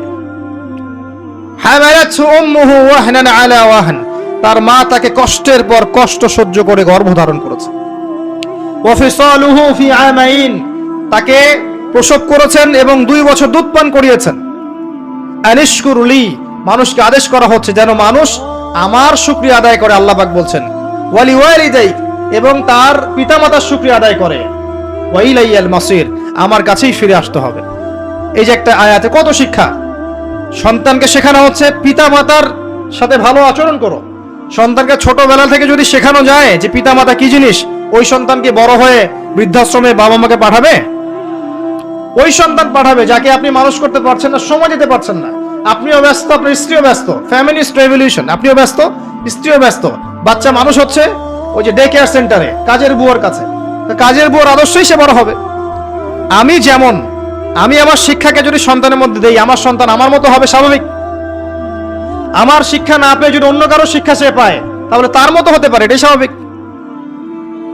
আপনি আপনার জায়গা থেকে চেষ্টা করলেন, ভবিষ্যতে গিয়ে আমাদের অবর্তমানে সন্তান কোন পথে যাবে আমরা জানি না। জানি নূহ আলাইহিস সালামের সন্তান বিপদগামী হয় নাই? হয়েছে, এটা পরের ব্যাপার। আমরা তো আমাদের জায়গা থেকে চেষ্টা করব না? সন্তানকে শেখানো হচ্ছে পিতা মাতার সাথে ভক্তি শ্রদ্ধা করে চলো, কারণ তোমার মা তোমাকে কষ্টের পর কষ্ট সহ্য করে জন্ম দিয়েছেন। মায়ের প্রসব বেদনার একটা মোমেন্ট, একটা সেকেন্ড আমরা শোধ করতে পারবো? মায়ের দুধের 1 ফোঁটা দুধের দাম শোধ করতে পারবো? আজকে সেই মাকে দেখেন বৃদ্ধাশ্রমে রেখে আসে, সেই মাকে দেখেন মার্ডার করছে সন্তান সম্পত্তির জন্য, করছে না? এগুলো কি নতুন কথা না? অহরহ হচ্ছে এগুলো এখন। এবং আপনি এখানে পিতা মাতারও দোষ এড়াতে পারেন না। যখন পিতা মাতা সন্তানকে ইসলামিক আদর্শে বড় না করে ওই অন্যান্য বস্তুবাদী আদর্শে বড় করেছে, তখন সন্তান বড় হয়ে এমন বিপদগামী হয়েছে। এখানে পিতা মাতারও দোষ আছে। আল্লাহ পাক আমাদেরকে বোঝার তৌফিক দান করুন। আল্লাহ পাক এর পরে আবারও বলছেন আমার শুকরিয়া আদায় করো, তোমার পিতা মাতারও শুকরিয়া আদায় করো। মনে রেখো আমার কাছেই তোমাদেরকে ফিরে আসতে হবে। একটা দোয়া আল্লাহ শিখিয়ে দিয়েছেন অন্য একটা সূরার মধ্যে, যে যখন তোমাদের পিতা মাতা বৃদ্ধ বয়সে চলে যাবে, তাদের সাথে এমন আচরণ করো যে উফ শব্দটা পর্যন্ত তাদেরকে বলো না। উফ শব্দটাও বলো না, বিরক্তি ভরে উফ শব্দটিও করো না। কোন সূরায় আছে? সূরা বনী ইসরাঈলের মধ্যে আছে। ওয়া ক্বাদা রাব্বুকা আল্লা তা'বুদু ইল্লা ইয়্যাহু ওয়া বিল ওয়ালিদাইহি إحسانا وإما يبلغن عندك الكبر أحدهما أو كلاهما فلا تقل لهما أف ولا تنهرهما وقل لهما قولا كريما واحفظ لهما جناح الذل من الرحمة তাদের জন্য ভালোবাসার এই বাহু প্রশস্ত করে দাও ওয়াকুর রব্বিরহামহুমা কামা রব্বায়ানি সগীরা আমরা এই দোয়াগুলো করব পিতামাতার জন্য আল্লাহ পাক তৌফিক দান করুন যাদের পিতামাতা নাই তারা জানে মা কি জিনিস আর বাবা কি জিনিস আরেকটা হাদিস বলি আপনাকে অন্যদিকে যাচ্ছি নবী সাল্লাল্লাহু আলাইহি ওয়াসাল্লাম বলেছেন তিন ব্যক্তির জন্য ধ্বংস তার মধ্যে এক ব্যক্তি হচ্ছে সেই ব্যক্তি যে ব্যক্তি রমজান মাসকে পেয়েছে নিজের আমল করে গুনাহ মাফ করাতে পারে নাই দুই নম্বর সেই ব্যক্তি যে ব্যক্তি বৃদ্ধ পিতামাতাকে পেয়েছে দুজনের একজনকে পেয়েছে বা দুজনকে পেয়েছে তাদের খেদমত করে জান্নাত লাভ করতে পারে নাই আর তিন নম্বর সেই ব্যক্তি যার সামনে নবীর নাম উচ্চারণ করা হয় নাম শুনেও সে দরুদ পড়ে না সাল্লাল্লাহু আলাইহি ওয়াসাল্লাম বলে না এখানে আছে পিতামাতাকে পেয়েছেন তাদের খেদমত করে জান্নাত লাভ করতে পারছি না আমার জন্য ধ্বংস বলুন নাউজুবিল্লাহ আসুন এরপরে তিনি কি বললেন এরপর তিনি আরো নসিহত করছেন তিনি বলছেন وإن جاهداك على أن تشرك بي ما ليس لك به علم فلا تطيعهما وصاحبهما في الدنيا معروفا واتبع سبيل من أناب إلي ثم إلي مرجعكم فأنبئكم بما كنتم تعملون আল্লাহ পাক বলছেন এরপরে আরো নসিহত করছেন তিনি সন্তানকে কি এই পিতামাতাও যদি তোমাকে শিরক করতে বলে কি করতে বলে ওই যে বললাম সবচেয়ে বড় পাপ কি শিরক এই পিতামাতাও ভালোবাসার মহব্বতের সম্মানের শ্রদ্ধার পিতামাতাও যদি তোমাকে আমার সাথে শিরক করতে বলে ফালা তুতিউহুমা তাদের আনুগত্য করবে না আল্লাহর সাথে কোনো ছাড় আছে এই পিতামাতার মর্যাদা আল্লাহ এবং তার রাসূলের পরে সেই পিতামাতাও যদি তোমাকে শিরক করতে বলে তাদের কথা শুনবে না শুনবে না কিন্তু ওয়াসাহিবুহুমা ফিদ দুনিয়া মা'রুফা এই দুনিয়াতে তাদের সাথে ভালো আচরণ করো এই দুনিয়াতে তাদের সাথে ভালো আচরণ করো ওয়াসাহিবুহুমা ফিদ দুনিয়া মা'রুফা ওয়াত্তাবি' সাবিলা মান আনাবা ইলাই ওই পথ অবলম্বন করো যেই পথটা আমার কাছে নিয়ে আসবে তোমাকে আমাদের উম্মতের জন্য সেই পথ কোনটা কোন পথ এই উম্মতকে আল্লাহর কাছাকাছি নিয়ে যাবে কার তরিকা বলেন রাসূল সাল্লাল্লাহু আলাইহি ওয়াসাল্লামের তরিকা মুহাম্মদ সাল্লাল্লাহু আলাইহি ওয়াসাল্লামের তরিকা ফলো করলেই আল্লাহর কাছাকাছি যাওয়া যাবে অন্য কোনো তরিকায় যাওয়া যাবে অতএব এটা আমাদের জন্য নসিহত আমরা মুহাম্মদ সাল্লাল্লাহু আলাইহি ওয়াসাল্লামের তরিকা এবং সুন্নাত মাফিক জীবন গড়ব আল্লাহ পাক তৌফিক দান করুন এরপর আল্লাহ পাক আরো নাজিল করছেন আল্লাহ পাক বলছেন যে فلا تطيعهما وصاحبهما في الدنيا معروفا واتبع سبيل من أناب إلي ثم إلي مرجعكم فأنبئكم بما كنتم تعملون মনে রেখো তোমরা সবাই আমার কাছে প্রত্যাবর্তন করবে আমার কাছে ফিরে আসার পরে আমি তোমাদেরকে জানিয়ে দেব তোমরা কে কোন আমল করেছো অতএব পরকালীন চেতনায় দুনিয়ার জীবনটা পার করো এটা একটা শিক্ষা ইয়া বুনাই এরপর আরো বলছেন তিনি ইয়া বুনাই হে আমার বাবা يا بني وإن تك مثقال حبة من خردل فتكن في صخرة أو في السماوات أو في الأرض يأتي بها الله إن الله لطيف خبير سبحان الله তিনি সন্তানকে শিখাচ্ছেন দেখেন বাচ্চাকে কি শিখাচ্ছেন বাবা শোনো যদি সূক্ষ্ম থেকে সূক্ষ্ম বিষয় ছোট থেকে ছোট বিষয় তুমি পাথরের মধ্যে ঢুকিয়ে রাখো আসমানে লুকিয়ে রাখো জমিনে লুকিয়ে রাখো আল্লাহ পাক সেটাকে বের করে নিয়ে আসবে কোনো কিছুই আল্লাহর থেকে গোপন থাকবে না আল্লাহ পাক লতীফুন খবীর এই চেতনা যদি আপনি আপনার সন্তানকে শেখান এই বাচ্চাকে মদ খেতে পারবে মাদক খাবে এই বাচ্চা জিনা করতে পারে এই বাচ্চা নামাজ ছাড়তে পারবে এই বাচ্চা অন্যের ক্ষতি করতে পারবে যখন একটা মানুষের ভিতরে চেতনা কাজ করবে যে আল্লাহ পাক সূক্ষ্ম থেকে সূক্ষ্ম জিনিসও বের করে আনতে পারেন আল্লাহ পাক আমাকে দেখছেন আনতা আবুদুল্লাহ কাআন্নাকা তারাহু ওয়া ইল্লাম তাকুন তারাহু ফাইন্নাহু ইয়ারাক এমন ভাবে আল্লাহর ইবাদত করো যেন আল্লাহ তুমি আল্লাহকে দেখছো যদি তুমি আল্লাহকে দেখতে না পারো মনে রেখো আল্লাহ তোমাকে দেখছেন এই চেতনা আল্লাহ কনসিয়াসনেস যার মধ্যে আছে এর পক্ষে সম্ভব সুদ খাওয়া ঘুষ খাওয়া জিনা করা দুর্নীতি করা সন্তানকে এই শিক্ষা দেন লুকমান হাকিম তার সন্তানকে এই শিক্ষা দিচ্ছেন সুবহানাল্লাহ ইন্নাল্লাহা লাতীফুন খবীর আরো বলছেন আসেন শেষের দিকে যাচ্ছি সন্তানকে আরো বলছেন ইয়া বুনাই হে আমার সন্তান এই বুনাই শব্দটা কত স্নেহের ইয়া বুনাই হে আমার সন্তান আকিমিস সালাহ সন্তানকে শিক্ষা দিচ্ছেন সালাত কায়েম করো বাবা সালাত কায়েম করো আকিমিস সালাহ ওয়া'মুর বিল মা'রুফ, এবং সৎ কাজের আদেশ করো মানুষকে, ওয়ানহা আনিল মুনকার, এবং অসৎ কাজে নিষেধ করো মানুষকে, ওয়াসবির আলা মা আসাবাক, এরপর তোমার উপর যে বালা মুসিবত আসবে এর উপর সবর করো। ইন্না যালিকা মিন আজমিল উমুর, এই সবরটাই হচ্ছে সবচেয়ে কঠিন কাজ। কি বললেন সন্তানকে? সালাত কায়েম করো। আমরা কি আমাদের বাচ্চাদেরকে সালাত শেখাই? আমরা শেখাই বাবা ব্যাগটা ঘাড়ে নাও, চলো 30টা বছর এভাবে পড়ো, 30 বছর পড়ার পরে ওযুর ফরজ কয়টা জিজ্ঞাসা করেন, বলতে পারে না। 30 বছর পর আপনি জিজ্ঞাসা করেন নবীর স্ত্রীদের নাম কি, বলতে পারে না। নামাজের আরকান কয়টা, ইত্যাদি ইত্যাদি কিছু বলতে পারে না। ডক্টরেট করে এসেছে বাইরে থেকে, ডিগ্রি সার্টিফিকেট নিয়ে এসেছে, ইসলামের বেসিক পিলার ঈমান ভঙ্গের 10 কারণ বলতে পারবে না। তো এই হচ্ছে অবস্থা। কিন্তু তিনি সন্তানকে শেখাচ্ছেন কি, বাবা সালাত কায়েম করো। সালাত পড়ো বলছেন না, সালাত কায়েম করো। তুমি নিজে পড়ো, তোমার সাধ্য অনুযায়ী প্রতিষ্ঠা করো। সালাত কায়েমের সাথে মানুষকে সৎ কাজের আদেশ করো, সুন্নত মাফিক চলতে বলো, সত্য কথা বলতে বলো, আল্লাহ আনুগত্য করতে বলো, রাসূল আনুগত্য করতে বলো, যত ভালো কাজ আছে কোরআন তেলাওয়াত করতে বলো, মানুষকে হালাল পথে থাকতে বলো, মানুষকে তাসবিহ তাহলিল করতে বলো, আল্লাহর নৈকট্য অর্জন করতে বলো, মানুষকে সৎ কাজগুলো আদেশ করতে থাকো। একই সাথে ওয়ানহা আনিল মুনকার, অসৎ কাজগুলো থেকে নিষেধ করো। শুধু সৎ কাজের আদেশ করলে কোনো সমস্যা হয় না কখনোই। যখনই এর সাথে আপনি অসৎ কাজে নিষেধ করবেন, নামাজ পড়ো এটা বলার পাশাপাশি বলবেন সুদ খায়েন না, সুদ ছেড়ে দেন, ঘুষ ছেড়ে দেন, জেনা ছেড়ে দেন, মাদক ছেড়ে দেন, দুর্নীতি করেন না, তখনই বালা মুসিবত বিপদ আপদ আপনার কাছে আসবে। এটা সুন্নাত। শুধু সুরসুরি মার্কা দাওয়াত দিলে কখনোই বালা মুসিবত আসে না, কখনো আসবে না। বরং আপনাকে আরো অশ্ব শাবকের মতো লালন পালন করা হবে। কিন্তু যখন আপনি সৎ কাজের আদেশের সাথে অসৎ কাজের নিষেধ করতে বলবেন, তখনই সমস্যা হবে, বিপদ আসবে, মুসিবত আসবে, বালা মুসিবত আসবে, সমালোচনা আসবে, ইত্যাদি ইত্যাদি। এই জায়গায় তিনি তার সন্তানকে বলছেন ওয়াসবির আলা মা আসাবাক, যখন তোমার কাছে এরকম বাধা আসবে, বিপত্তি আসবে, মুসিবত আসবে, ওয়াসবির, তখন তুমি সবর করো। ওয়াসবির আলা মা আসাবাক ইন্না যালিকা মিন আজমিল উমুর, এই কাজটা সবচেয়ে কঠিন কাজ। সবর করা এই সময় সবচেয়ে কঠিন কাজ। এরপর তিনি আরো নসিহত করছেন যে ওয়ালা তুসাইর খাদ্দাকা লিন-নাস ওয়ালা তামশি ফিল আরদি মারহা, মানুষের দিক থেকে দম্ভ ভরে মুখটাকে ফিরিয়ে নিবে না।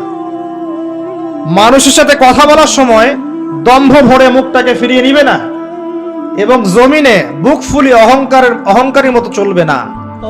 সন্তানকে কি নসিহত করছে? অন্য সূরা আল্লাহ পাক বলেছেন যে ওয়ালা তামশি ফিল আরদি মারহা, জমিনের বুকে এই অহংকারীর মতো বুক ফুলিয়ে চলাফেরা করো না।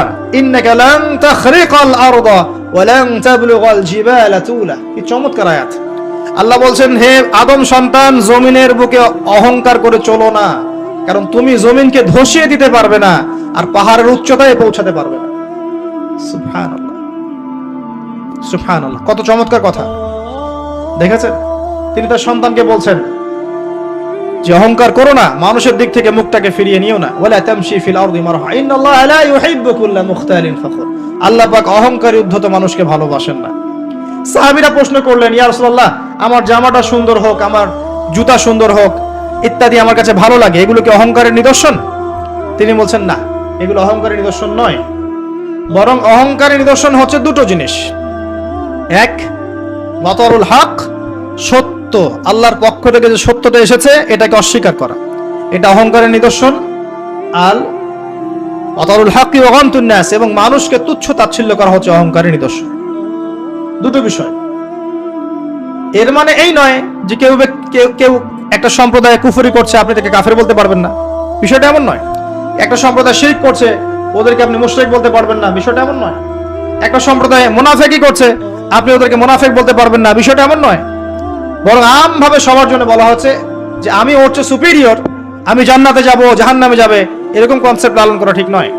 কেউ জানে না কে কোথায় যাবে, জানে না। এরপর শেষে আরেকটা নসিহত করে শেষ করেছেন, সেটা হচ্ছে ওয়ালা তামশি ফিল আরদি মারহা ওয়ালা তামশি ফিল আরদি মারহা ইন্নাল্লাহা লা ইউহিব্বু কুল্লা মুখতালিন ফখুর। ওয়াকসিদ ফি মাশরিক ওয়াগদুদ মিন সাউতিক ইন্না আনকারাল আসওয়াতি লা সাউতুল হামির। এটা লাস্ট আয়াত 19 নাম্বার। তিনি তার সন্তানকে বলছেন, বাবা সব সময় মধ্যম পন্থা অবলম্বন করবে। কি করবে? সব সময় মধ্যম পন্থা অবলম্বন করবে। টাকা এসেছে, খুব বেশি খরচ করো না, আবার কৃপণ হয়ে যেও না, মধ্যম পন্থায় থাকো। ইবাদত করবে, একদম ছেড়েও দিও না, খুব বেশি একদম লিপ্ত হয়ে যেও না, নিজের উপর কঠিন করে নিও না, মধ্যম পন্থী থাকো। জীবনের সব ক্ষেত্রে, ব্যবসা করছো, ব্যবসায় সব সময় ঢেলে দিও না, আবার একদম সময় দিও না এমন নয়, মাঝামাঝি থাকো। সব ক্ষেত্রেই মধ্যমপন্থী থাকো। আয়ে ব্যয়ে, চলায় ফেরায়, কথাবার্তায়, খাওয়া দাওয়ায় সবসময় কি থাকবে? মধ্যমপন্থী থাকবে। আর আমরা তো মধ্যমপন্থী উম্মত।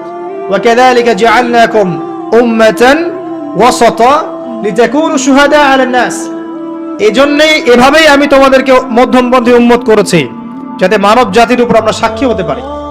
বাবা সবসময় মধ্যমপন্থী থেকো, এবং গলার ভয়েস নিচু রেখো। গলার ভয়েস কি করো? নিচু রেখো। কারণ সবচাইতে নিকৃষ্ট কণ্ঠস্বর হচ্ছে গাধার কণ্ঠস্বর, আর গাধা অনেক জোরে চিৎকার করে। এই বলে তিনি সন্তানকে নসিহত শেষ করেছেন। তাফসীরের গ্রন্থে এসেছে, এই নসিহতগুলো শোনার পরে সন্তানের অবস্থা এমন হয়েছিল যে পাহাড়ের উপর যদি কোরআন নাজিল করা হতো, পাহাড় যেমন চুপসে যেত, সন্তান এমন নসিহতের ভারে চুপসে গিয়েছিল। আসুন আমরা আমাদের সন্তানদেরকে লুকমান হাকিমের মতো নসিহত করি। এই নসিহতগুলো নিজেকেও করি, আমাদের পরিবার বর্গকে করি, আমাদের যুব সমাজকে করি, আমাদের তরুণ প্রজন্মকে করি, আমাদের মা বোনদেরকে করি, স্পেশালি আমাদের যে আগত প্রজন্ম, আমাদের পরবর্তী প্রজন্ম, এই বাচ্চা কাচ্চাদেরকে এই নসিহতগুলোর মধ্য দিয়ে ইসলামিক প্যারেন্টিং এ ওদেরকে গড়ে তুলি।